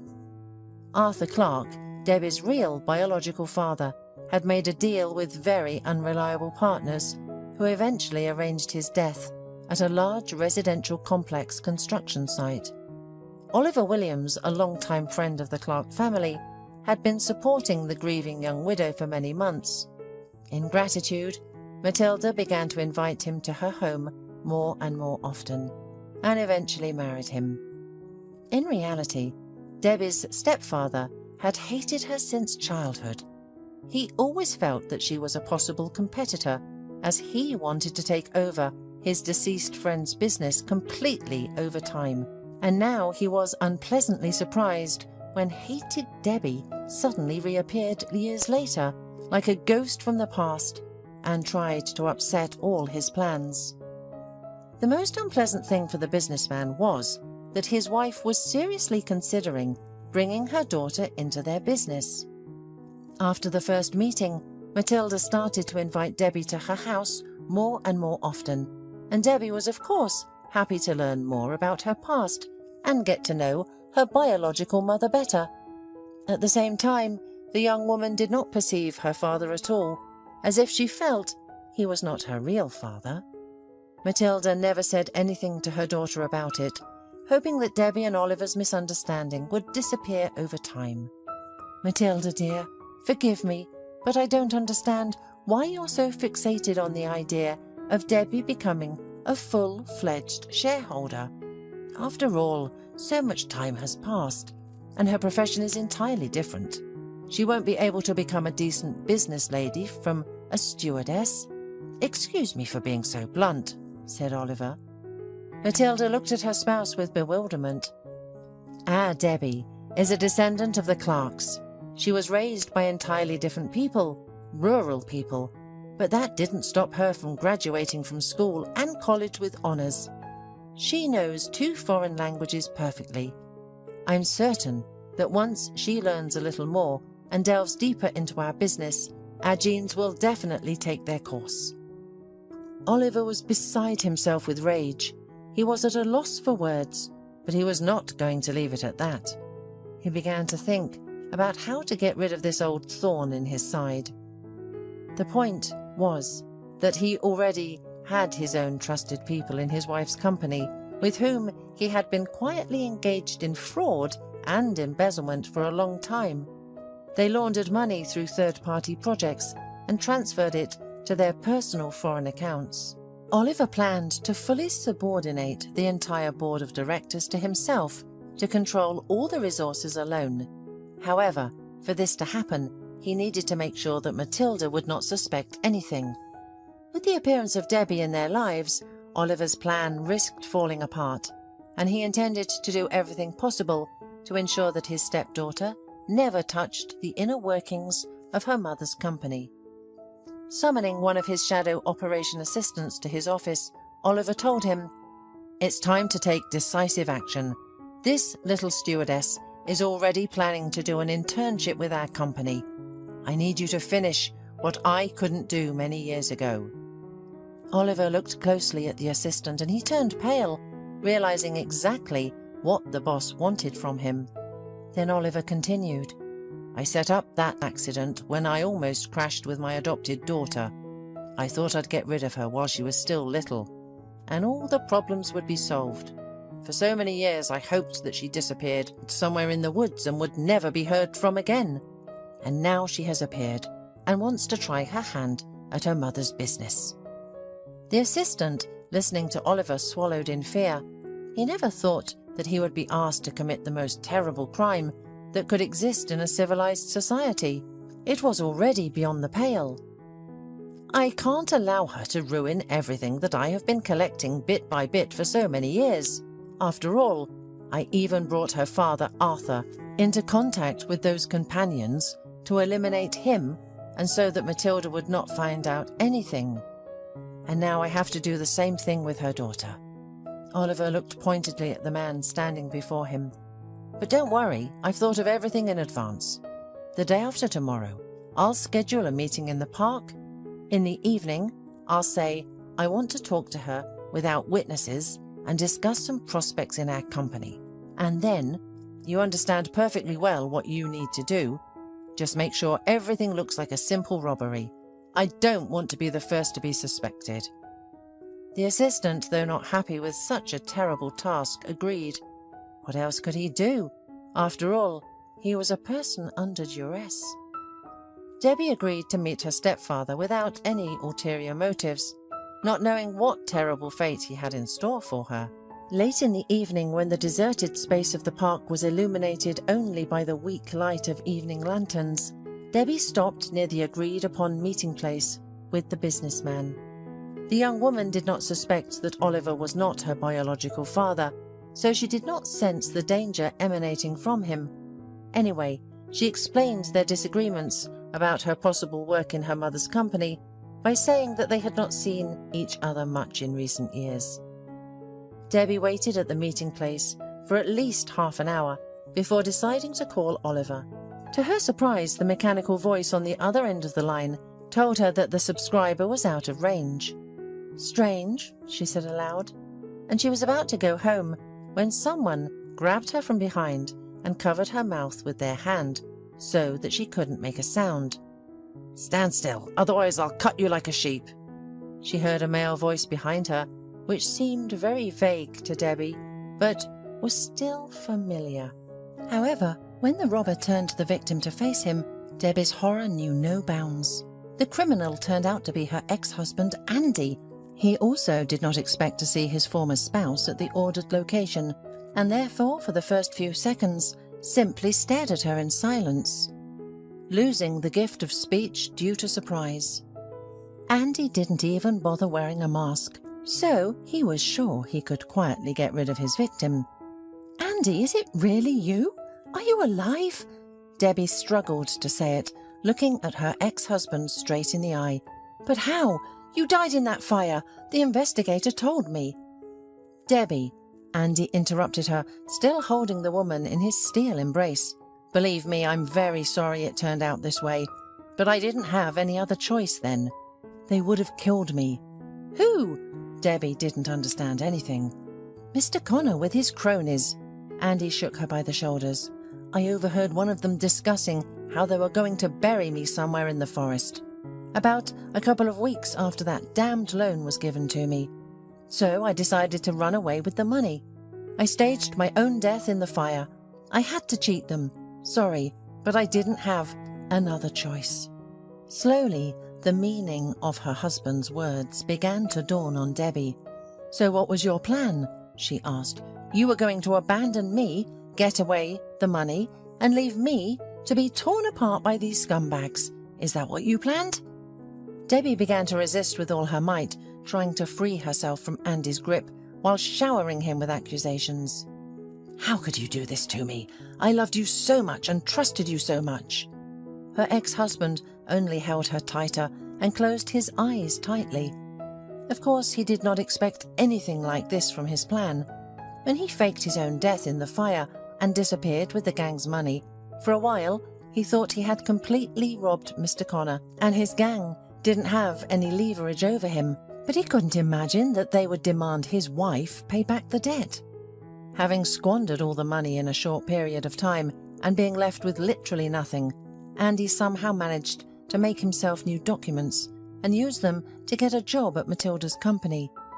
Oliver immediately realized that he had an employee with fake documents in his ranks, but decided not to fire him for the time being, perfectly understanding that he could use that against Andy. That's why, when it was time to get his hands dirty, the businessman chose Debbie's ex-husband. And Andy couldn't even think that the woman he had to eliminate was his ex-wife. Now more than ever, Andy understood that Debbie was the only witness to all his crimes, and he couldn't leave her alive. "Forgive me, Debbie." He tried to calm his wife, holding her tighter, while all the time raised a long, sharp blade in the dark with his free hand. "It's all going to end now," he said meaningfully, and he was about to plunge the blade into the woman's body. But at that moment, someone suddenly knocked the knife out of his hand with a strong movement, turning her hand 180 degrees. The villain screamed in pain, and Debbie managed to free herself from his choking grip finally. She watched in horror as a homeless man in ripped jeans and an old jacket tried to twist her ex-husband's arm. "Call the police, quickly," he shouted to Debbie, and she noticed that her saviour was not much older than Debbie. She didn't have to repeat it twice, so Debbie immediately dialed the short number, and a few minutes later the police arrived to arrest the scoundrel. The homeless guy gave his testimony. He had been sleeping on a bench nearby, June weather permitting, and then heard a woman screaming and immediately rushed to help, knowing that the park was not safe in the evenings. In the end, the police arrested Andy, and he confessed without any qualms during questioning that Debbie's stepfather had organized the entire assassination attempt. At that moment, a shocked Matilda learned about her daughter's loan and her husband's terrible intentions, and Debbie herself learned that Oliver was not her biological father. Then a special police operation was carried out, and Mr. Connor and all his gang were caught red-handed. After resolving all her problems, Debbie went back to the park to find and thank the homeless man who saved her life. However, she couldn't find him and went home disappointed. As she got out of the taxi, she noticed a young man with a huge bouquet of red roses standing near her entrance. "I wonder who got so lucky," Debbie thought to herself with a smile as she walked past him. Just as she was about to pass the young man, she realized she had seen him before. "Good afternoon." The recently homeless man, who was now dressed in a beautiful light grey business suit, smiled at her. "I apologize for showing up so unexpectedly, but I just had to see you again." Debbie stood there, looked at him in amazement, as a shy smile slowly appeared on her face. "Is it you? You're the very homeless man who saved me in the park, aren't you? Why are you here, and looking so amazing?" the guy joked. "Yeah," Debbie laughed sincerely. "That's exactly what I wanted to say." The man, whose name was Glenn, explained to her that he actually worked as a psychologist, solving the emotional problems of successful businessmen and showbiz stars. He was brought to the park by his professional needs. He had been writing his thesis on social inequality in modern society for a long time, and to test some of his theories in practice, he dressed up as a homeless person, hoping to evaluate people's reactions to him from different social strata. Where else but in a huge city park is the best place to conduct such experiments? The psychologist said, handing the young woman a fragrant bouquet. Debbie was flattered and happy at the same time. After all, the man who wasn't afraid to help her in a difficult, life-threatening moment turned out to be such an interesting and intelligent man. Glenn invited her on a date, and Debbie agreed with pleasure. The young people went to the opera and then talked for a long time, discussing what they had seen. Gradually, the conversation shifted from the theatre to other areas of life, and Debbie told Glenn about all the surprises that life had given her. "You're a wonderful woman, Debbie," Glenn said with a smile. "To go through so many truly shocking and tragic events and not break, not lose faith in goodness, and something truly high. You know, I would really like to meet you again, if you don't mind." Debbie agreed with a laugh. Of course she would be happy to see Glenn again. His tactfulness and attentiveness, as well as his perfect manners, left an indelible mark on her soul. Soon after that, Glenn and Debbie started dating. The young people were literally charmed by each other, and their feelings blossomed like a beautiful and delicate lily flower. After a few months, Glenn proposed to Debbie. The wedding was not the loudest, but it was definitely the most beautiful and memorable for all the guests and the newlyweds themselves. Debbie was happy that she now had two mothers. Matilda did not hold a grudge against Debbie's adoptive mother and father, as they had protected her daughter from possible harm for many years. A year later, Debbie gave birth to a beautiful daughter. Debbie stopped flying and focused on her family, while Glenn continued to work as a psychologist and later successfully defended his research, improving his qualifications and confirming his first-class professional level. Now Debbie and her family have many years of serene family happiness, security, and peace of mind ahead of them. Lavette Harris hurried home, a satisfied smile never leaving her lips. Upon entering her apartment, she removed her old scarf, went to the kitchen, and placed the rustling packages on the table. The woman hummed a silly song that she had heard somewhere on her way. It seemed to play in the supermarket where she went to get groceries. The song was extremely absurd, and the rhyme was even worse, and Lavette involuntarily thought that sometimes pop hits were worse than a cold. They infect you, penetrate your consciousness, and cannot be cured by aspirin. "Why are you so happy?" asked Vanessa, Lavette's eldest daughter, entering the kitchen. "Did you see tomatoes on sale? Or did you grab 2 pieces of cheese for the price of 1? The girl looked slyly at her mother, knowing her love for discounts. Vanessa took an apple from the package, wiped it on her sweater, and bit into it with a crunch. "Wash it first." Her mother shook her head, looking disapprovingly at her daughter. "And no, you didn't guess it. I went to school, discussed Sandy's studies with the class teacher, and also found a job. And all this in one go." The girl said, looking at her mother with a mischievous look. "And what job did you get, may I ask?" Our school needed a PE teacher, but you don't look like a fitness star. And did you not notice me doing jumping jacks with a skipping rope, Mummy? Lovette rolled her eyes. Yes, she was not a sports enthusiast. Cookies were more to her liking than squats. Unfortunately, nature took pity on the sweet tooth and allowed delicacies not to accumulate too much on her hips. Nessie, the mother shook her head. You know how to make compliments. Stop shortening my name, protested the daughter, her mouth full. Show some respect. It's enough that you named me after the Loch Ness Monster. Why didn't you name me Yeti, for example? The mother did not react to the grumbling of her daughter, continuing to send vegetables and dairy products to their places in the refrigerator. Vanessa had just turned 14. She was at that age when she didn't like absolutely everything.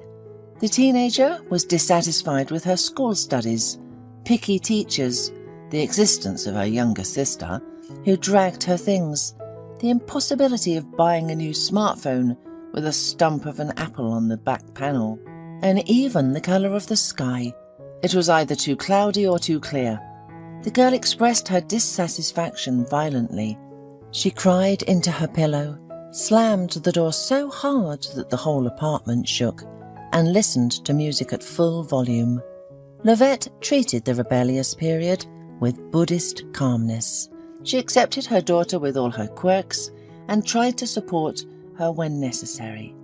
For example, when Vanessa stopped accepting her appearance and craved drastic changes, Lovette herself brought pink hair dye to the house.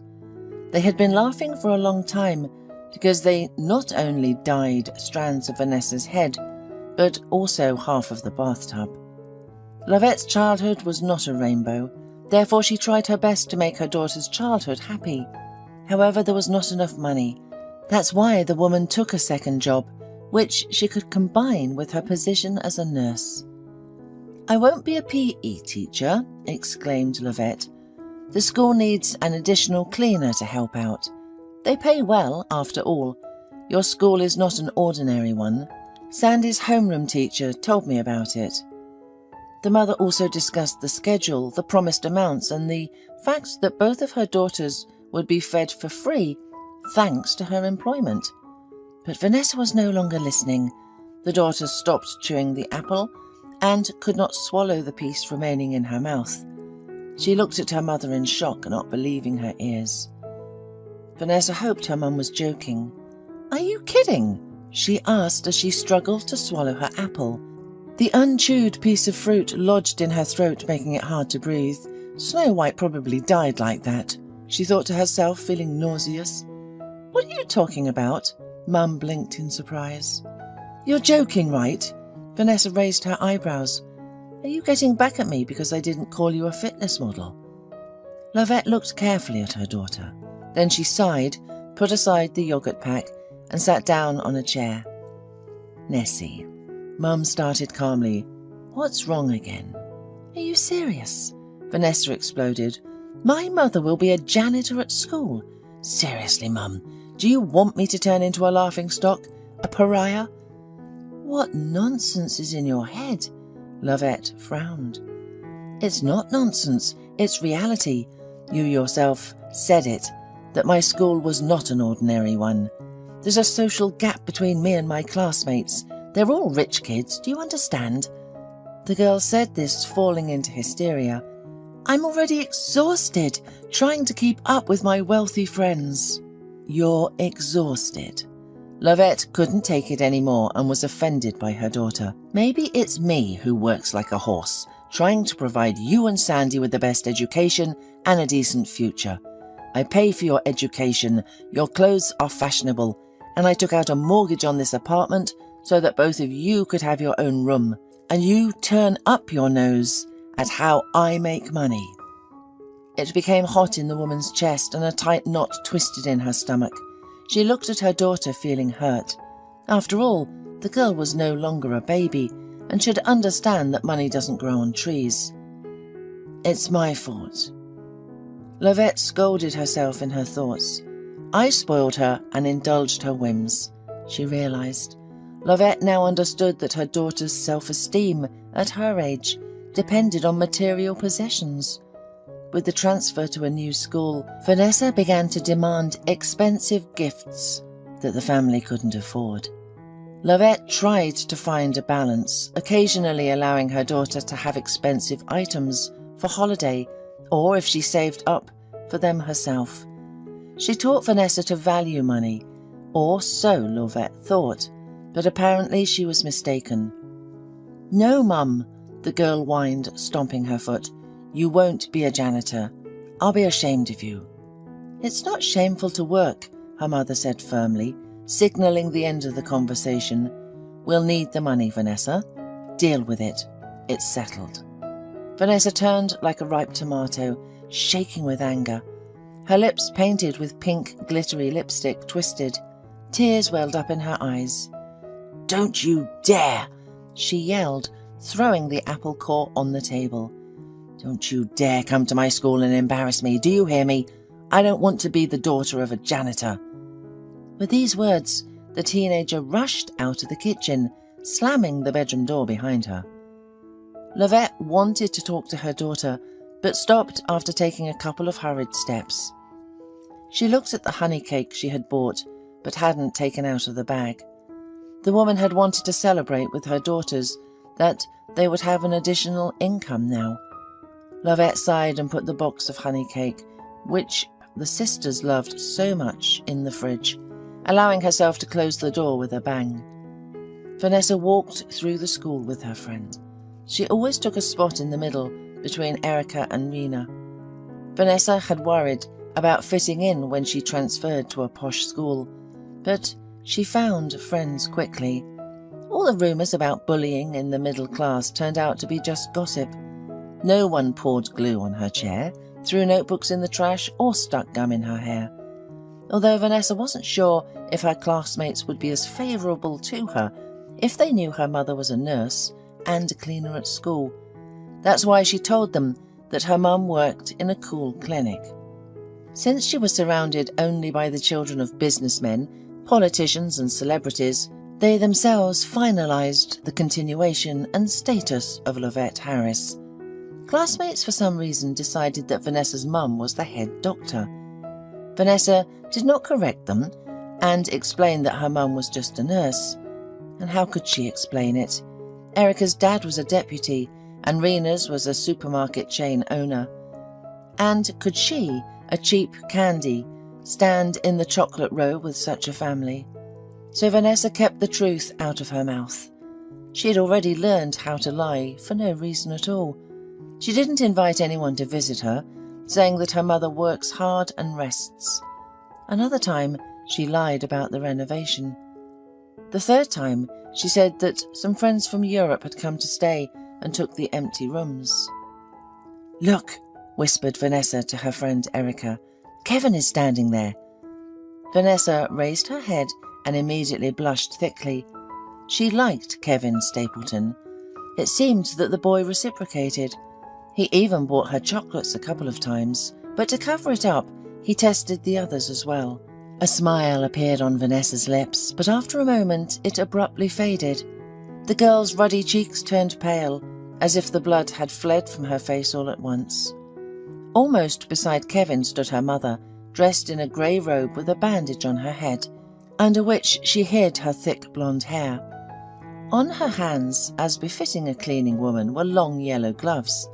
They seemed too bright to Vanessa, attracting the attention of all the schoolchildren. Lovette wrung out the rag and began to mop the hallway floor again. It was only now that Vanessa noticed that it was damp and smelled of detergent. Vanessa even stumbled from such a picture, and if not for her friends, would have stretched out on the slippery floor. "Be careful," said Erica, holding her friend by the elbow. "It's always so slippery here when the floors are mopped. Last time, Ben from the 10th grade broke his arm." "And among the younger pupils, there are rumours that there is a magic floor here because everyone falls down," Erica remarked. "What nonsense," Rena snorted. The three of them were on a par with the cleaning lady. Lovette looked up from the floor, which she was scrubbing diligently. At that moment she met her daughter's eyes. A meek, welcoming smile appeared on the woman's face. Vanessa's heart beat faster in her chest, and her cheeks flushed again, but now with shame. "Come, quickly, soon the lesson will begin," the girl muttered. She sharply turned her head away from her mother and pulled her friends forward, trying to pass by quickly. The girl kept thinking that her mother was about to call her out and embarrass her in front of the guy she liked and in front of her best friends. But Lovette kept silent. The woman, leaning her hand on the mop handle, only gave her daughter a sad look, then, sighing heavily, went back to work. Vanessa did not like geography, and the teacher was nasty. The girl supported her chin with her fist and looked out the window, listening to the impact of man on water resources. Suddenly it turned out that something more interesting was going on outside the window than in the classroom. A guard hurried out to open the school gates. An ambulance was already rushing towards them. The paramedics were obviously in a hurry to save someone because they turned on their blinkers and sirens. The sound attracted almost the entire class. The children craned their necks to see what was happening. They murmured, "Silence!" The geography teacher raised her voice, glaring glumly at the students. "If you don't pay attention to me, you'll be writing a test." The class hurriedly reacted to the threat and synchronously looked at the teacher. Vanessa did the same, missing what was happening in the schoolyard. The class was over in 10 minutes, and the medic's car had already left, but a rumour was spreading quickly through the corridors like a forest fire. "Have you heard?" The main gossip rushed into the classroom. "They took our cleaner away in an ambulance just now." "What happened?" Rena asked with interest. "Apparently she slipped on the wet floor and hit her head. There might even be blood, because they're not letting anyone in." The other girl eagerly shared the news. "And all this in that wretched place where everyone falls. How not to believe in the cursed place?" The classmates began discussing the news, recalling who else had slipped. Only Vanessa heard them, as if through a thick layer of cotton. Her head buzzed, her temples pulsated, and her heart was crushed by a chilling fear. The girl jumped up, ignoring her friend's cries, and ran to the teacher's room. That's where she learned the terrible truth. Her mother had been taken to the hospital.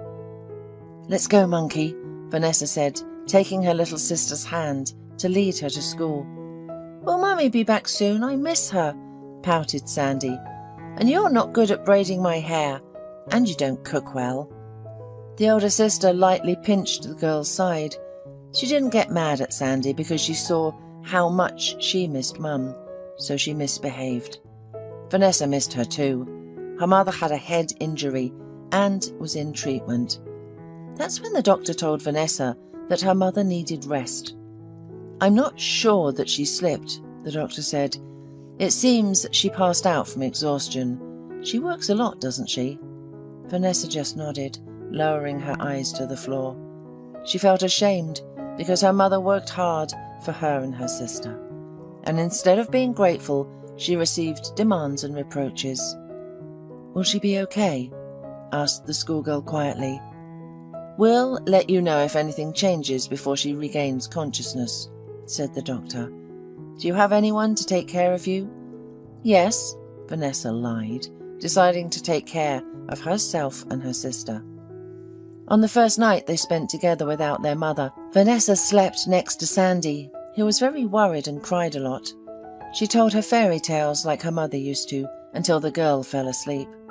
Only Vanessa stared at the ceiling for a long time, unable to close her eyes. She thought about what would happen if something terrible happened to her mother. If she lost her, how would she live? In their last meeting, she felt ashamed and walked past her as if she were a stranger. Vanessa wouldn't be able to forgive herself. That same night, unable to sleep, she went to her mum's room.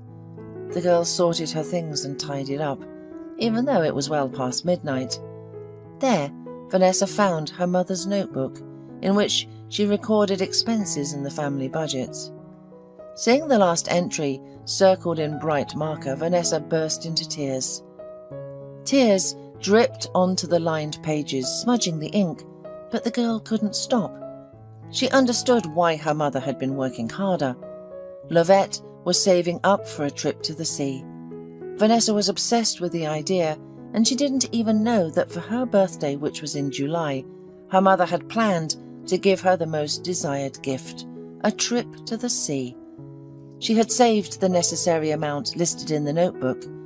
She had written down not only the prices of the tickets, but also accommodation and even excursions planning the trip. Vanessa looked around the room again. She rarely came in and rarely looked at her mother's things. Now, however, she realized something very important. Her mother had very few clothes, and they were old. Her down jacket, for one, needed replacing long ago, but Lovette didn't do it. She spent money on new things for Sandy, who was growing up fast, and clothes for Vanessa, who always demanded fashionable clothing. Vanessa pulled out her mother's old down jacket, which smelled of her mother and perfume. She hugged it and sat on the floor, crying bitterly. "Forgive me, Mummy. Just come back, please. I'll make it right. I'll honestly make it right. I love you so much," the girl whispered until she fell asleep. The next morning, they called from the hospital and informed the sisters that their mother had regained consciousness, but they couldn't visit her yet. Vanessa felt immense relief upon hearing that her mother would be okay. She decided to do everything in her power to keep her promise and improve herself. That's how Vanessa took on the role of her mother. She took care of Sandy as best she could. The girl realized that clean clothes don't magically appear on shelves, and their refrigerator doesn't prepare dinner. But most importantly, what the girls lacked was not oatmeal in the morning, but their mother's support. Now Vanessa understood how difficult it was to be a mother. She appreciated her more and more with each passing day. When Lovette returned from the hospital, her daughters ran to her with hugs. Vanessa grabbed her bag, scolding her for immediately starting to carry heavy things and going to the store instead of home. "You need still to rest. That's what the doctor said," the girl said, shaking her head. "I was gone for such a short time, and it feels like you've grown up so much," her mother smiled, hugging her daughters. Gradually, family life returned to normal. After a couple of weeks, Vanessa learned that her mother was going back to work at the school. "No, you can't," the girl exclaimed, and Lovette frowned. "I thought we already discussed this. I won't tell anyone that I'm your mother. Besides, now I'll come around to the 5th lesson. Your classes will be over. We won't even see each other." "That's not it," Vanessa said sadly. She couldn't find the words. Her throat was tight. For some reason, it was easier for the teenager to curse than to admit her mistakes and explain how much she worried about her mother. She no longer wanted to go to the sea and didn't want a designer bag like Rena's. She realized that the greatest wealth was her mother. She didn't need gifts as long as her mother was healthy and with her, always. Lovette did not notice the confusion of her daughter. She looked at her watch and fussed. "There's no time to argue, Nessie. I have to go." The school day went without incident. Vanessa even got an A in her least favourite subject, geography, which made her proud. The girl and her friends walked through the school hallway and approached the mirror to touch up their lipstick before leaving. After taking out her gloss, the girl noticed with the edge of her eye a familiar figure and a spot of canary gloves. She turned around and saw her mother hunched over the floor. A strand of hair had slipped out from under her scarf and was falling into her eyes.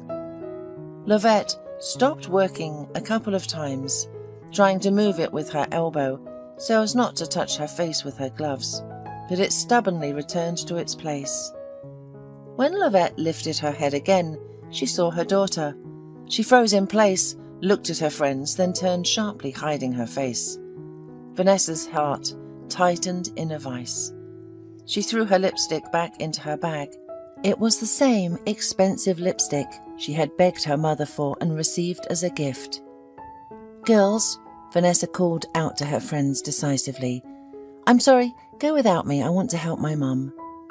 Erica and Rena exchanged surprised glances. They recognized the woman who had been taken away by the doctors, and now they watched in shock as Vanessa approached her. The girl touched her mother's shoulder, making her turn around.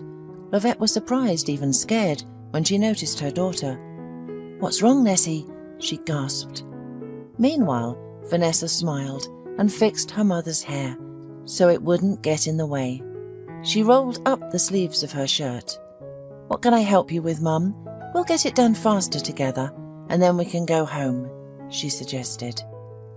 Tears welled up in Lovette's eyes as she assured her daughter that she didn't need help, but Vanessa was determined. Together they managed and then picked up Sandy from after-school care and went home. On the way they bought a honey cake, which they found delicious. On Monday, when Vanessa went to school, she saw Erica and Rena whispering to Kevin. She felt her reputation in class had been ruined. Trying to avoid her former friends, she escaped during breaks, but she couldn't hide for long. After the 5th lesson, the girls and Kevin caught up with her. "We know about your mum," said Erica, looking at Vanessa disapprovingly. "I'm sorry I lied. She works at the hospital, but she works as a nurse," replied Vanessa. "I don't care what you think of our family. My mum raises me and Sandy alone, and she works very hard. I love her." "Do you think I'm angry because your mum cleans the school?" Erica shouted. "Did you think I wouldn't be friends with you because of that? Did you think I was completely nasty? And when your mum got into the hospital, you went alone but didn't tell us anything. Is that what friends do?" Vanessa looked on in shock as Erica cried, smudging her expensive mascara on her cheeks. She cried because she was upset with Vanessa and because she felt sorry for her friend. Vanessa couldn't hold back her tears either and hugged Erica and Rena tightly. Kevin, who didn't participate in the general hysteria, stood modestly nearby and smiled.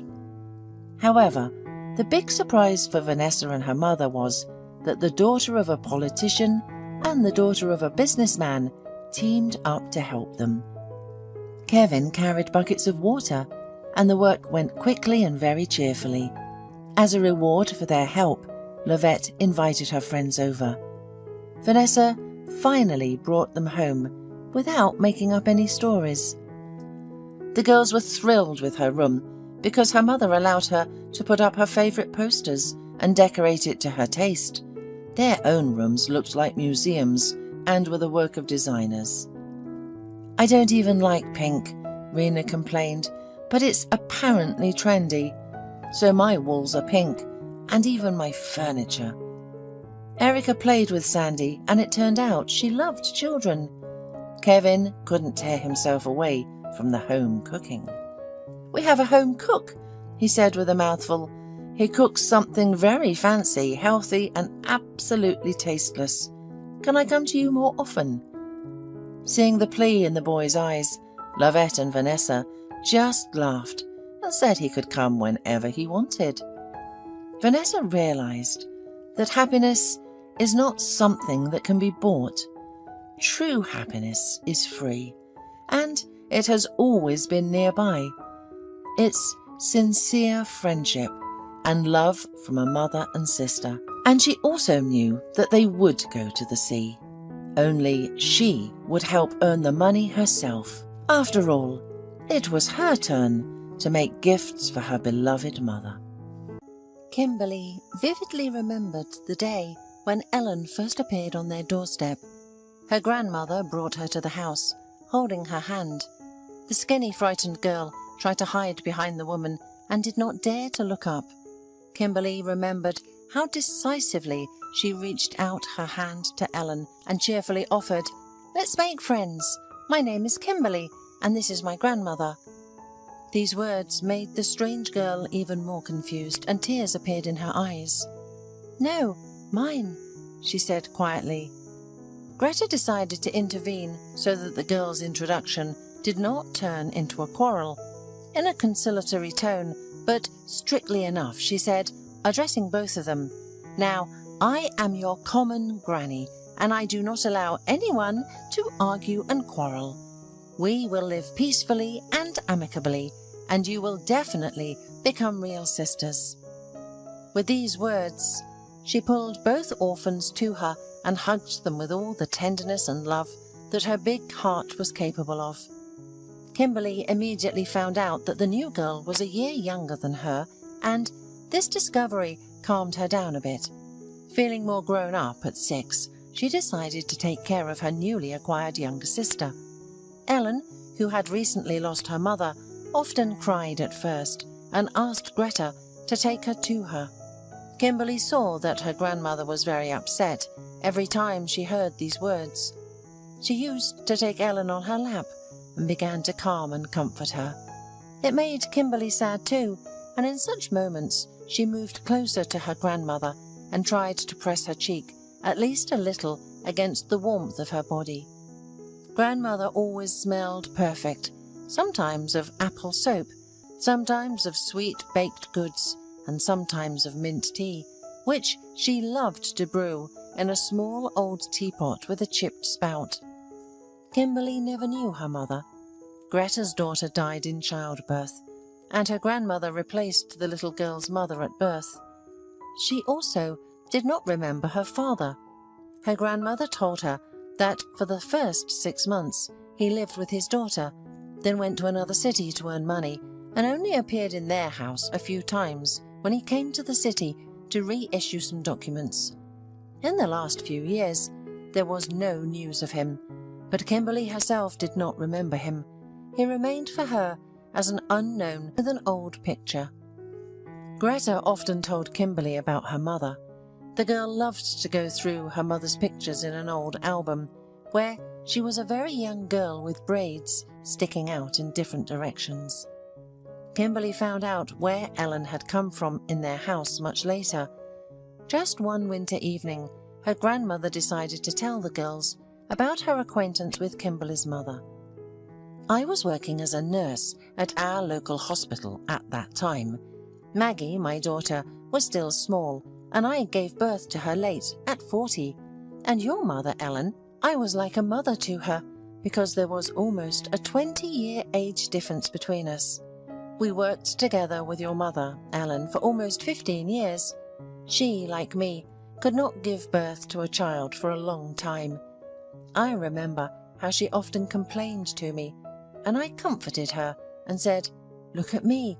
God gave me a child when I was 38, when I did not expect it, and He will bless you.' And she did wait. I remember how Michelle rejoiced when she learned that she was expecting a daughter. She baked a big cake and treated us all. And then I retired. My health wasn't excellent after Maggie's death, and I had to take care of Kimberly. That's how your mother and I lost each other for a while. But when I found out that Michelle died of heart disease, I immediately went to you, Ellen. I know Michelle raised you alone. She had no relatives, and no one knows who your father was. Michelle didn't say anything about him. I came and you were such a sacred little mouse. My heart couldn't take it, and I took you to my home. I'll never forgive myself for losing Michelle like that. It was hard for me, and it wasn't any easier for her. We had to stick together. And you, little girls, may not be blood sisters, but I'm sure you'll be closer to each other than some blood sisters. So don't ever lose each other. Together you can handle any trouble." Despite the age difference, Greta put the girls in the same class. She did not want to separate them, and she did the right thing. The girls always stood up for each other and didn't let anyone hurt them. Ellen and Kimberly always sat together at the same desk, went to school together, and came home together. Together they fell in love with the same boy for the first time and almost quarrelled because of him forever. Then, at the same moment, they suggested making peace with each other and never quarrelling over trifles again. And together, they decided to enroll in the same college. It was costly to study full-time. Money was always in short supply. A year later, Kimberly and Ellen switched to distance learning. The girls immediately got a job as cleaners in a small company, and after work, they worked hard on their college lectures. But Kimberly could not endure half a year of such a hectic life, and having said goodbye, her grandmother and sister went to conquer the capital. For the first time in many years, the sisters went their separate ways. Ellen was distressed about Kimberly, who became less frequent with her calls. Probably the capital life caught her in its whirlwind. Unfortunately, soon Ellen's worries and anxieties increased. Her grandmother's health had taken a sharp turn. Whether it was loneliness or old age that had affected her, Greta had been complaining more and more about her eyesight. She became almost blind and practically walked around the house blindly. "When will Kimberly come?" the elderly woman used to ask anxiously. "I'll go blind soon and won't see my granddaughter any more." Ellen now tried to spend as much time with her grandmother as possible.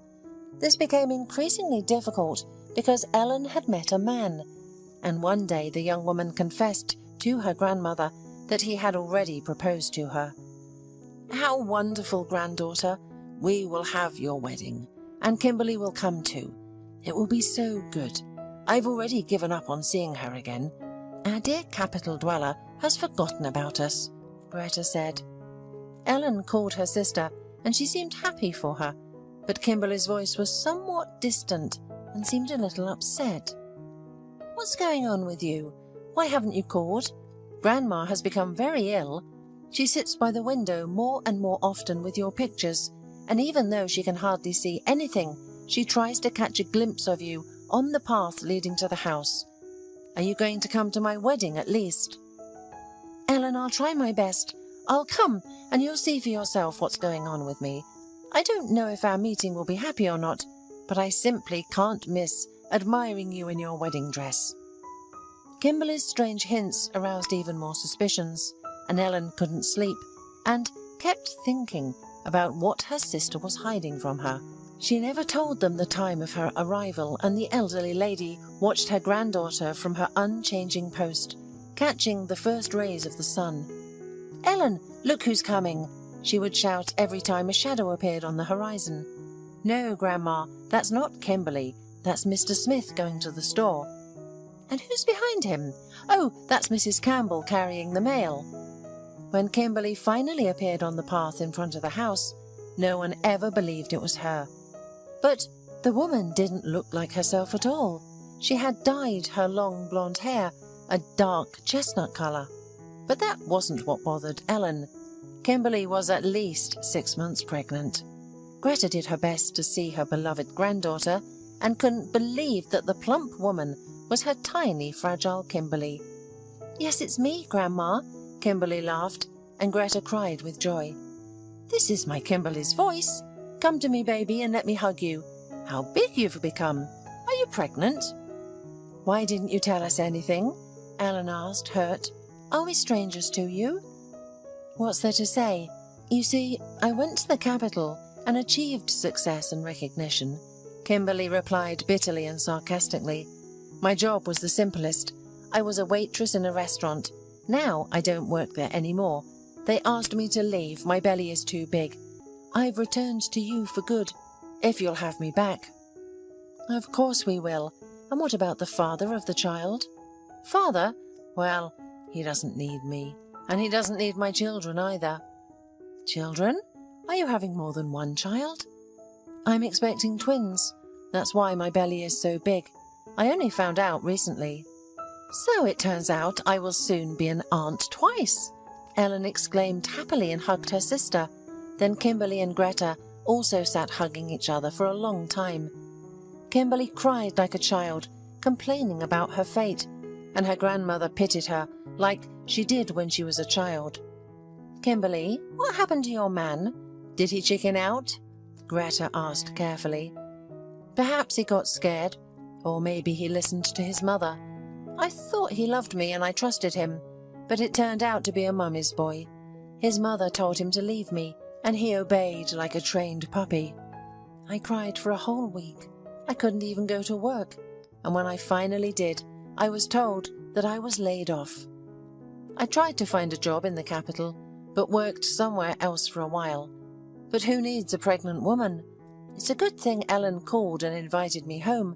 Otherwise, I probably wouldn't have dared to show up like this. A complete failure, and pregnant too. Don't talk nonsense. This is your home. You are welcome here at any time of day or night, said Grandma sternly and kindly, like she used to in childhood. And your children will be welcome here too. Of course, sis, confirmed Ellen. We won't abandon you. We will help you. Kimberly came to Ellen's wedding with a smile on her face. Her heart had calmed down a bit, and she felt the support of her loved ones. She was happy for Ellen, who was getting married for love, and was therefore blooming like a delicate, fragile flower, with thin, transparent petals and a heady aroma. After the wedding, time flew quickly, but the last few months were very difficult for Kimberly, because the huge belly, which constantly hurt her back, she was worried about her constant weakness. Kimberly tried not to worry, but her condition was getting worse. The doctors didn't like her symptoms, and it was decided to schedule the birth 2 weeks earlier to examine Kimberly as soon as possible and find the cause of her constant weakness. When the first snow covered the ground, 2 brothers were born, Timothy and David. The boys were very weak, but the doctors reassured that there would be no serious problems with the babies. After examining Kimberly, the doctors gave her a terrible diagnosis: cancer. How can this be? Ellen cried. You're still so young. The terrible news shook both sisters. Ellen walked as black as a cloud. Kimberly seemed to lose all her life force shortly. We won't tell Grandma. She won't be able to handle such news, Ellen decided. We will fight together, you and me. I will go with you to the doctor, sit next to you, and hold your hand if you really feel bad. It won't work.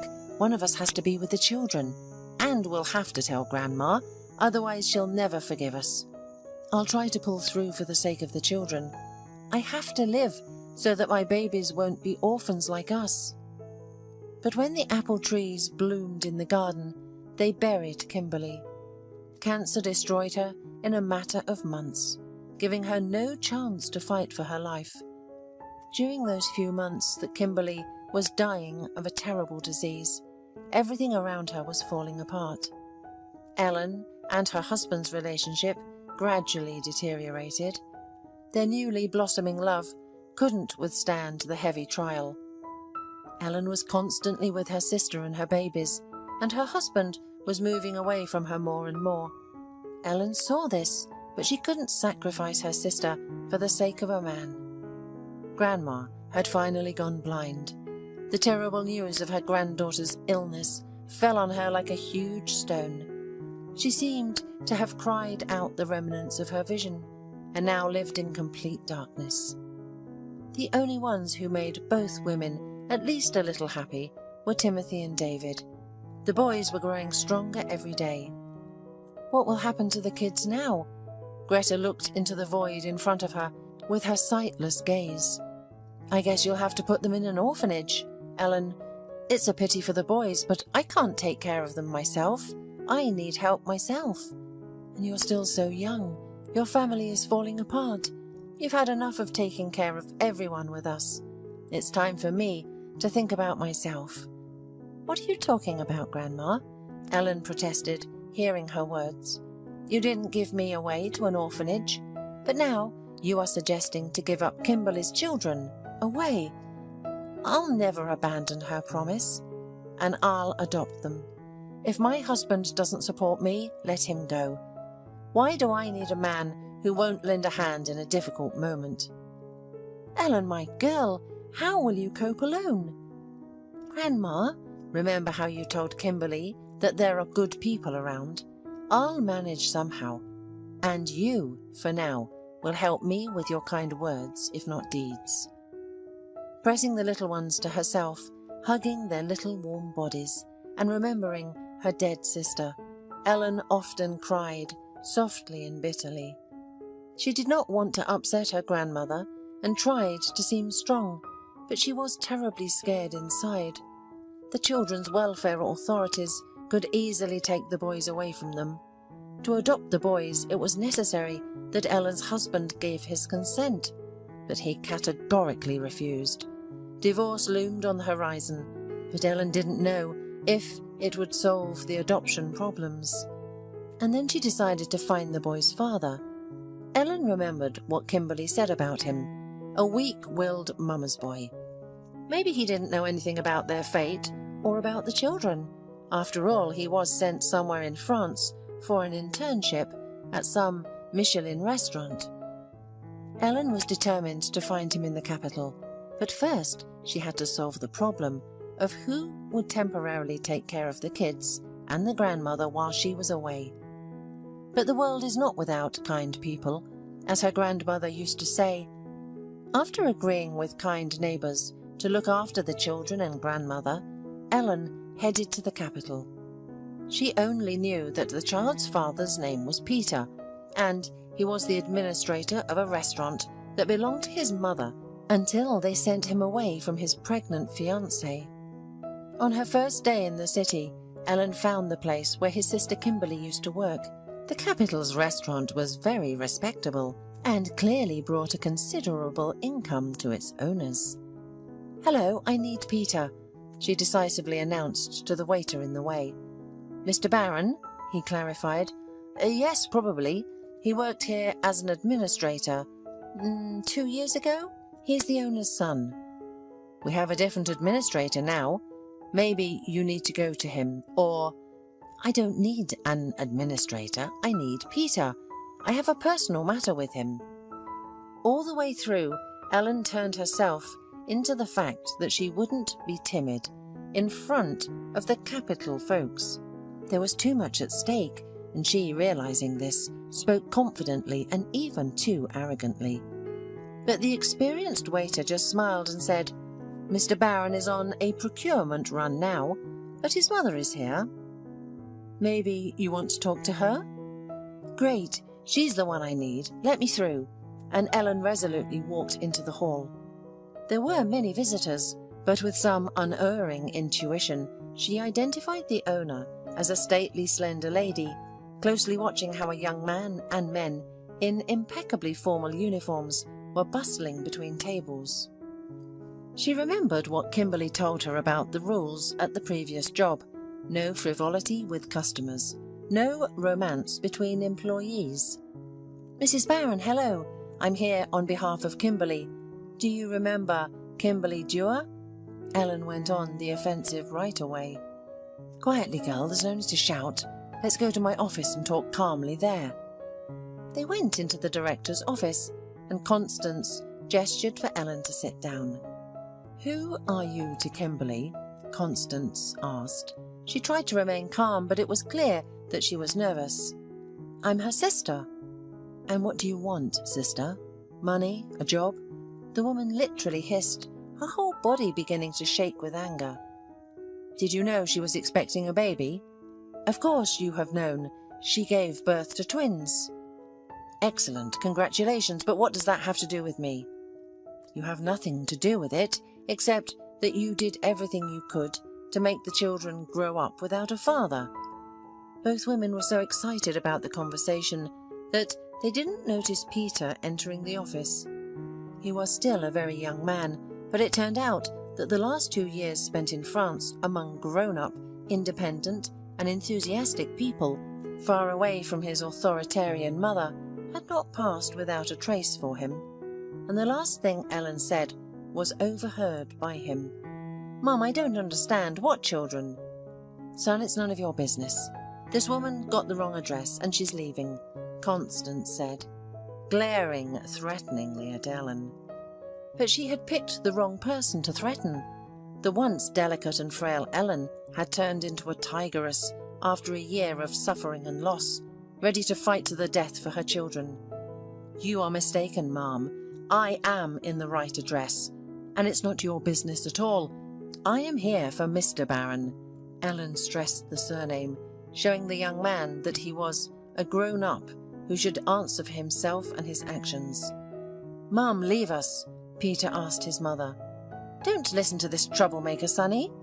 "Mum, I'll handle it. Please leave the room." The woman glared angrily at Ellen and left, slamming the door.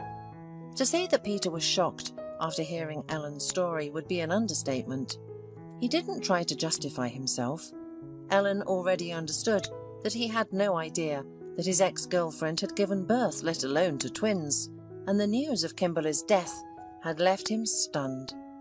He was convinced that she had left him, gone somewhere unknown, and get rid of the pregnancy, as his mother had told him. He didn't have her home address, and to his great shame, he didn't bother to find out or even call her. If she didn't wait for him in France, it was fate. After listening to Ellen, he didn't start to find out the details of the role his mother had played in all this. It was all behind him, and nothing could be undone. But a mother was a mother, and he had no other, and would not have another.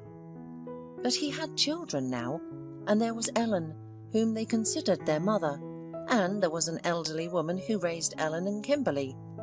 Not much time passed, and Ellen, agreeing with Peter's arguments, brought her entire family to his apartment. At first, she didn't want to hear about it, but seeing him travel 1,000 kilometers every week to see the little ones, she realized that it couldn't go on like this. The decisive factor was the fact that he lived independently in his own separate apartment, which meant that his mother would not interfere in their lives. But Ellen was surprised when Constance appeared on their doorstep just a couple of weeks after they moved to the capital. Ellen immediately tensed up because Peter was not at home, and she did not feel like a mistress in his house, and she was not, in fact. But her tigress reaction, guarding the interests of her children, worked almost instantly. "What do you want? Why are you here?" "I came in peace, Ellen. Please forgive me and understand." "I'll never understand people like you," Ellen replied. "I was raised and brought up not by my natural grandmother, and she loved me like I was her own. But what about you? You're not poor people, but you abandoned your own grandchildren." "Ellen, the point is that we have to find a common language. I know something you don't know yet. My son loves you. He told me, but he forbade you to talk about it. He was afraid you would refuse to move in with him. But I've lived my life and understood that sooner or later, you two will be together. And not just for the children's sake. Please don't deprive me of my son and my grandchildren. I already made a mistake once, driving pregnant Kimberly away and deceiving Peter. Let me make it right." Since that conversation, there have been many more meetings and other conversations, and in the end, Ellen forgave Peter's mother. Constance met her grandchildren and became attached to them with all her heart. It was impossible not to love these two little ones, who looked like 2 peas in a pod, and like their dad in their childhood.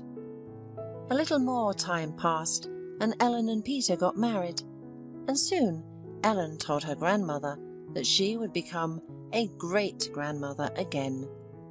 After all, Timothy and David were going to have a little sister. However, that's a completely different story. "Help me hang the laundry, Jenna," came Grandma's voice from outside.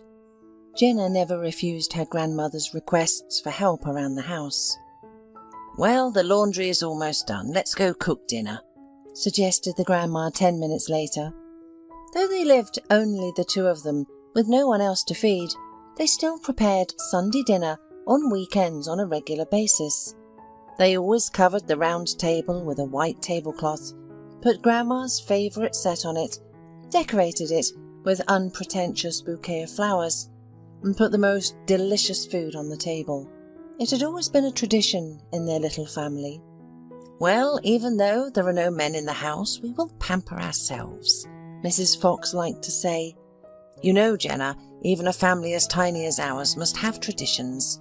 It is easier and happier to live with tradition, because there is always something unchanging and immutable. Traditions are a great thing, Jenna. When you have your family, your husband and children. You should set the table for a family dinner on Sunday. Then everyone will know in advance that it's a day off, and they need to stay at home, discuss things, advise the younger ones, and get advice from the older ones. Jenna had always dreamed of having a large family since childhood. Not that it was bad for them to be alone with her grandmother, but the girl yearned for a father or an older brother. She wanted to know and understand what it was like to receive a man's protection and support. Her friend Heather, on the other hand, could threaten offenders by calling her older brother, who was a boxer, or her father, who was a policeman. Unfortunately, Jenna didn't even have a grandfather. Her grandmother and an old dog named Finn, who once served with the neighbour's nephew on the border, were her most important protectors. When the dog grew old, they wanted to put him to sleep, but Grandma took Finn to her place. He lived 7 more years, though he became almost deaf and blind. The old dog always accompanied Mrs. Fox to the train when she left their small village on business for the city. When Jenna grew older and went to college in the city, he made sure to see her off every day. "Finn, you don't have to follow me," Jenna often said angrily. She was very sorry for the old dog. "Look, you're barely walking. Go back to your seat." For a while, the dog still tried to waddle after his beloved younger mistress. But soon his strength finally left him, and he could only look sadly after her. "Someday, like you, I won't be able to see our Jenna off or greet her properly," Mrs. Fox saddened, looking at the old dog. "Why such gloomy thoughts, Grandma? You're only 67 years old. I still have you. You'll have great-grandchildren. It's certain." "Oh, I'd like to believe it, Jenna," sighed Grandma, "but I don't know if I'll be healthy enough." Finn died while Jenna was in the city. When she came back, she saw the old dog frozen in waiting, who had never managed to meet his mistress for the last time. The girl cried for a long time. After a week, she wanted to bring home a new puppy so that she and her grandmother would not be so sad. "No need, granddaughter," Mrs. Fox asked her. "You have to go to the city anyway, and it will be difficult for me to look after the dog alone. I'm getting old. I don't have much strength left." Jenna was very upset, listening to the complaints of her dearest person. She didn't want to move to the city, and she continued to travel there every day by train even after finding a job there. But thanks to these trips, she met her destiny. One autumn evening, returning home at dusk, she saw a group of drunken local hooligans beating up a stranger. The incident was not far from the railroad station.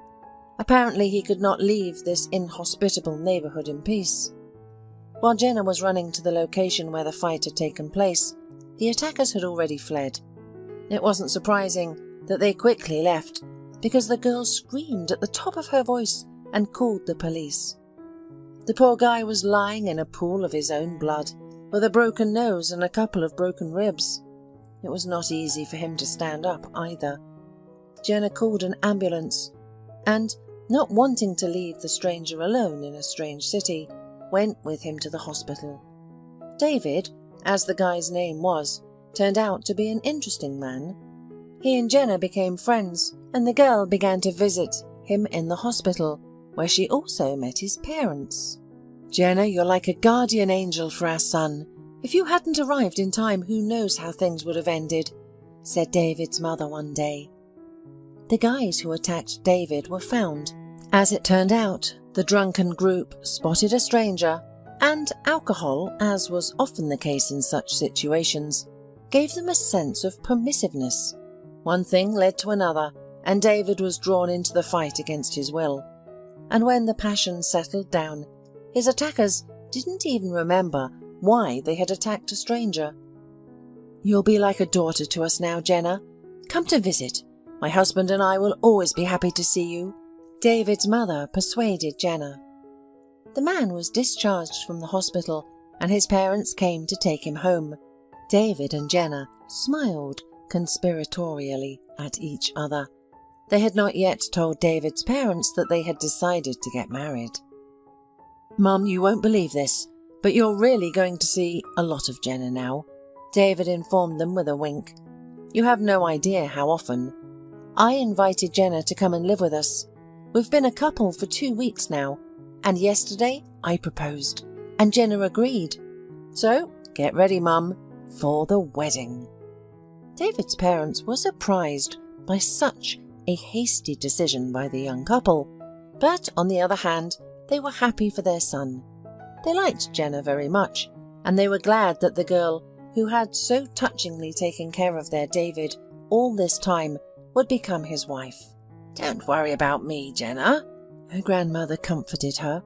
"I'll be all right. If anything, the neighbour will help. Go to the city. You can't stay near me forever. Therefore go and be happy. And if you're happy, I'll be happy too." Mrs. Fox hugged her granddaughter, and the girl realized that her grandmother was letting her go with a light heart. The wedding took place at the end of January, and in early March, Jenna and David learned that they would soon become parents. The spring brought great happiness into their lives. David's parents and Mrs. Fox constantly called each other, and the grandma knew all the news in the young couple's life. "And I already know that you went for an ultrasound yesterday," the elderly woman joyfully reported to her granddaughter. "David's mum has already told me everything. How are you feeling? Can you come to me on Easter? I've cleaned the house, and I'll get some more aromatic herbs. We'll have Sunday dinner like we used to." Throughout the summer, Jenna enjoyed her pregnancy. She often visited her grandmother in the village, mostly with her husband on weekends. Mrs. Fox enjoyed these visits as a small child enjoys a new toy, and Jenna and David never denied her the pleasure of being with them. In the village, Jenna often met her best friend Heather, who also came to her parents on weekends as she worked in the city. "How I envy you, Jenna. David is so kind and caring, unlike my last suitor. I always end up dating some kind of moral freak or couch potato. Oh, by the way, do you remember Helen? She has a terrible story. Her husband turned out to be an abuser." "Who?" Jenna thought she hadn't heard correctly. "Well, he was an abuser. It turns out that she was often humiliated and beaten by him, and she didn't tell anyone. Maybe Helen was embarrassed or afraid, who knows. Recently, he even locked her in the house for 3 days because he was jealous and wouldn't let her out. Thankfully, the neighbours called the police, and she was eventually released. Now, they have a case against the jealous husband. Helen confessed that he had been torturing her like that for years." "What a horror," marvelled Jenna. She realised how lucky she was to have David. They were like two halves of the same whole, separated at birth by fate, but able to meet thanks to chance. Jenna couldn't even imagine that David could look at her badly, let alone raise his hand against her. Listening to Heather's stories was like listening to horror stories. A happy childhood with her beloved grandmother and a successful marriage with a loving husband had shielded Jenna from many horrors that might have come her way. "David, you know, I've been thinking, and I've realised how lucky we are. Few people are so fortunate. Some people live with someone they don't love, suffer from, or can't have children with. But we, thank God, are doing well. Aren't we?" David nodded silently and kissed her tenderly. He really loved his wife and couldn't imagine how his life would have turned out if he hadn't met her that cold autumn evening. And now it was autumn again. Jenna was 7 months pregnant.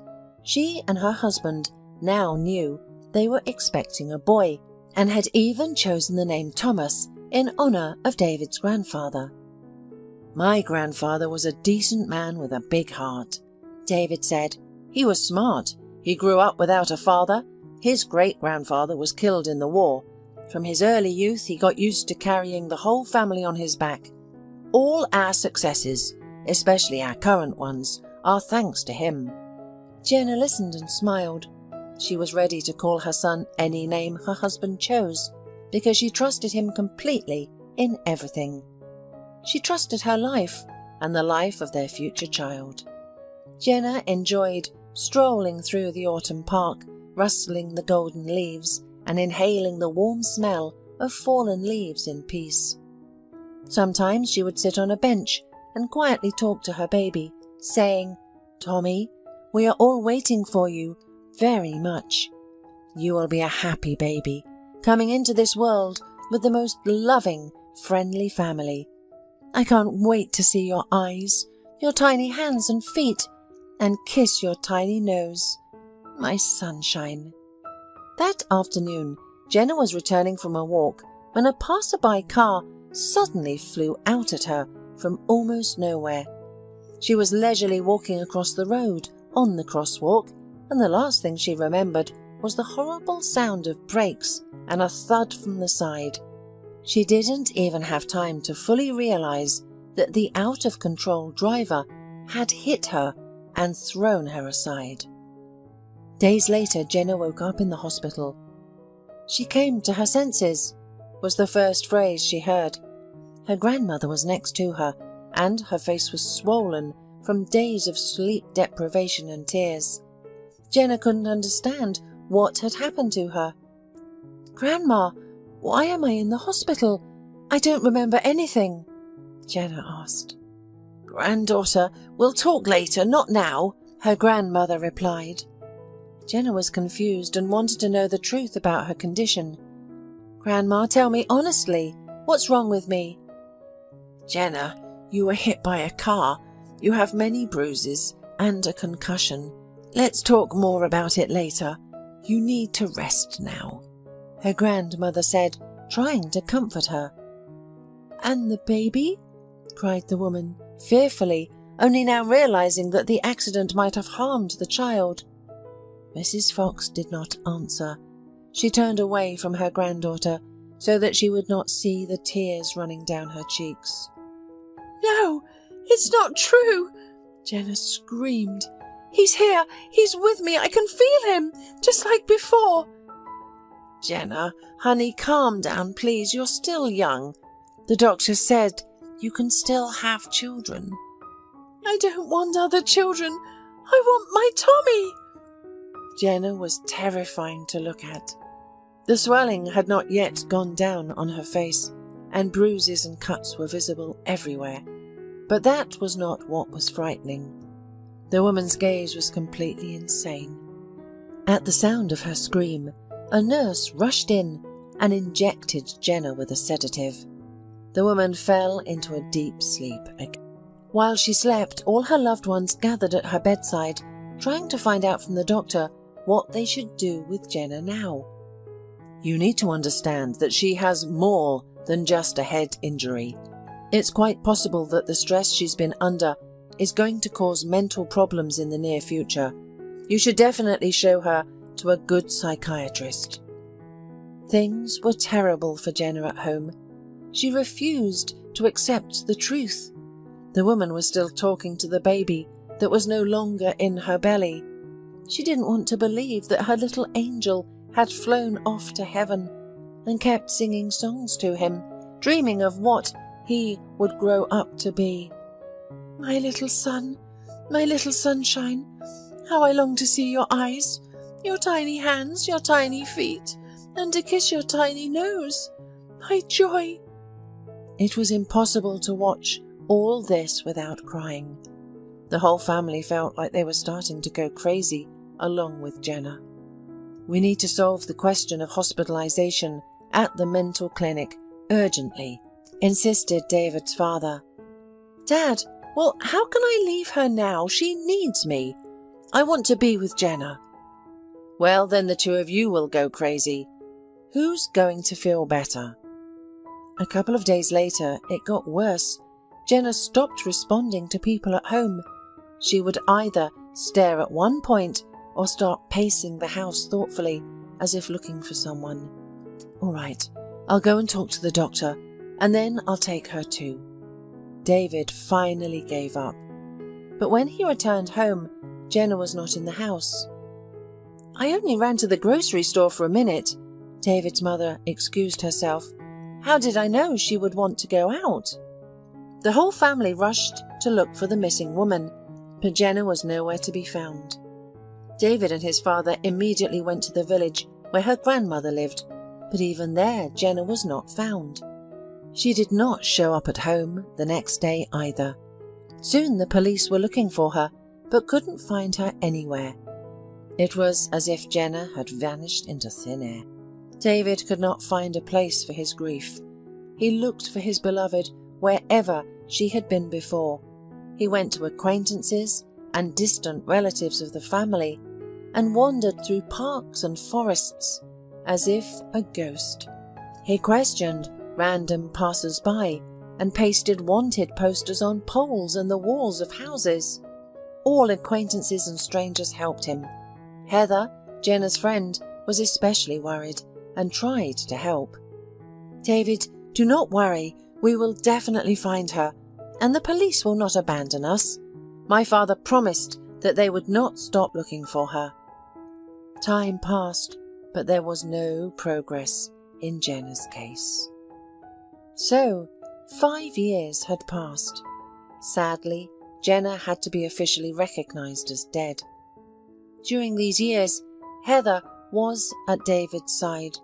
Their common grief had united them. Eventually, they decided to link their fates. David's mother blamed herself for the disappearance of her first daughter-in-law, but was glad that David had come to terms with what happened and had finally begun to build a new relationship with Jenna's friend. She liked Heather, but feared there was no real love between her son and this woman. However, life showed that the young couple had indeed fallen in love with each other and had already begun to dream of having a child. After getting married, the couple decided to go on a honeymoon, not abroad, but to the cultural capital of the country, which Heather had long dreamed of visiting. She wanted to see all the museums, famous monuments of architecture. David had once studied in this city and still had some friends from his youth there. "Heather, did you know that there is a kissing bridge in this city? We must go there first," whispered David, hugging his wife. "There is an old belief. If newlyweds start kissing on one side of the river, continue on the bridge, and kiss until they reach the other side of the river, they will live happily ever after, together." They did just that. It was the happiest day of Heather's life, even happier than their wedding, which they decided not to make big and lavish, but with only their closest friends and relatives in attendance. When they kissed on the bridge, all the people around them smiled, admiring this beautiful and joyful couple. When they reached the other side of the river, Heather told her husband that she had saved one surprise until then. She was pregnant. David picked his wife up in his arms and spun her around. He was crazy with happiness. "David, be careful, put me down immediately," Heather asked, laughing. "What are our plans for the near future?"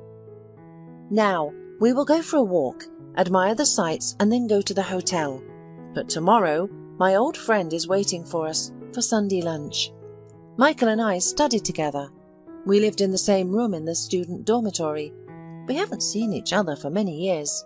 Can you imagine? He has a son who just turned 3 years old the other day. When he found out we'd be here, he asked me not to plan anything on Sunday. They have a tradition, Sunday dinners, just like we do when I and Jenna—" David stopped himself abruptly. "Oh, it's okay, David," said Heather, trying not to show her pain. "Jenna took this tradition from her grandmother, but other people also have this tradition. Anyway, I'd love to visit your friend." David felt very guilty, and therefore he was especially tender and attentive towards his wife that evening. The next day they bought gifts for a friend's family, flowers, cognac, and a children's motorcycle on batteries. And soon a joyful David and Heather were standing on the threshold of Michael's apartment, exactly at the appointed time. The friends embraced. Michael invited his friends to come into the living room. "Jenna, we have guests. Meet my friend David and his wife Heather." What happened next cannot be described in words. Michael was bewildered as Heather, essentially a stranger, rushed towards his wife, sobbing to embrace her. Meanwhile, David, white as chalk, began to say something absurd in Michael's opinion. "Jenna, but you died 5 years ago. It's impossible. Where have you been all this time? Oh my goodness." It all seemed like the ravings of a madman, but as Michael looked at his wife, he began to guess something. When he first met Jenna 5 years prior, she had no documents, no money, and most importantly, she was in a semi-delirious state and remembered absolutely nothing, either about who she was or what had happened to her. But now, as Jenna was shifting her gaze from Heather to David, it was as if a veil fell from her eyes. "Tommy, my little son!" This was the first thing Jenna said after several heavy minutes of silence, and she began to cry. "Jenna," Michael, embracing his wife and addressing her like a little child, reassured her. "Our son's name is Chris." Jenna fainted, and David's pregnant wife wasn't in the best condition either. It was hard to believe, but Jenna had been found. And found when no one was looking for her. Only Jenna's grandmother had prayed until now and believed that her granddaughter was alive. That's why, when all 4 of them slowly began to come to their senses, the first thing they did was call Jenna's grandmother. Throughout the years, David and Heather had not forgotten about the elderly lady. They often called her and supported her as best they could, both morally and financially. After Jenna's disappearance, Mrs. Fox had been very ill, and only the hope of meeting her granddaughter and the medicine and vitamins that David brought her had somehow kept her alive. "Mrs. Fox, good afternoon." David decided to call his grandmother-in-law first. The young people were afraid that, hearing Jenna's voice on the receiver, the elderly woman might feel ill at such a surprise. "How are you feeling?" David asked.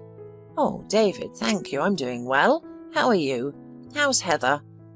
"We're doing well too, and we have some good news for you. About Jenna.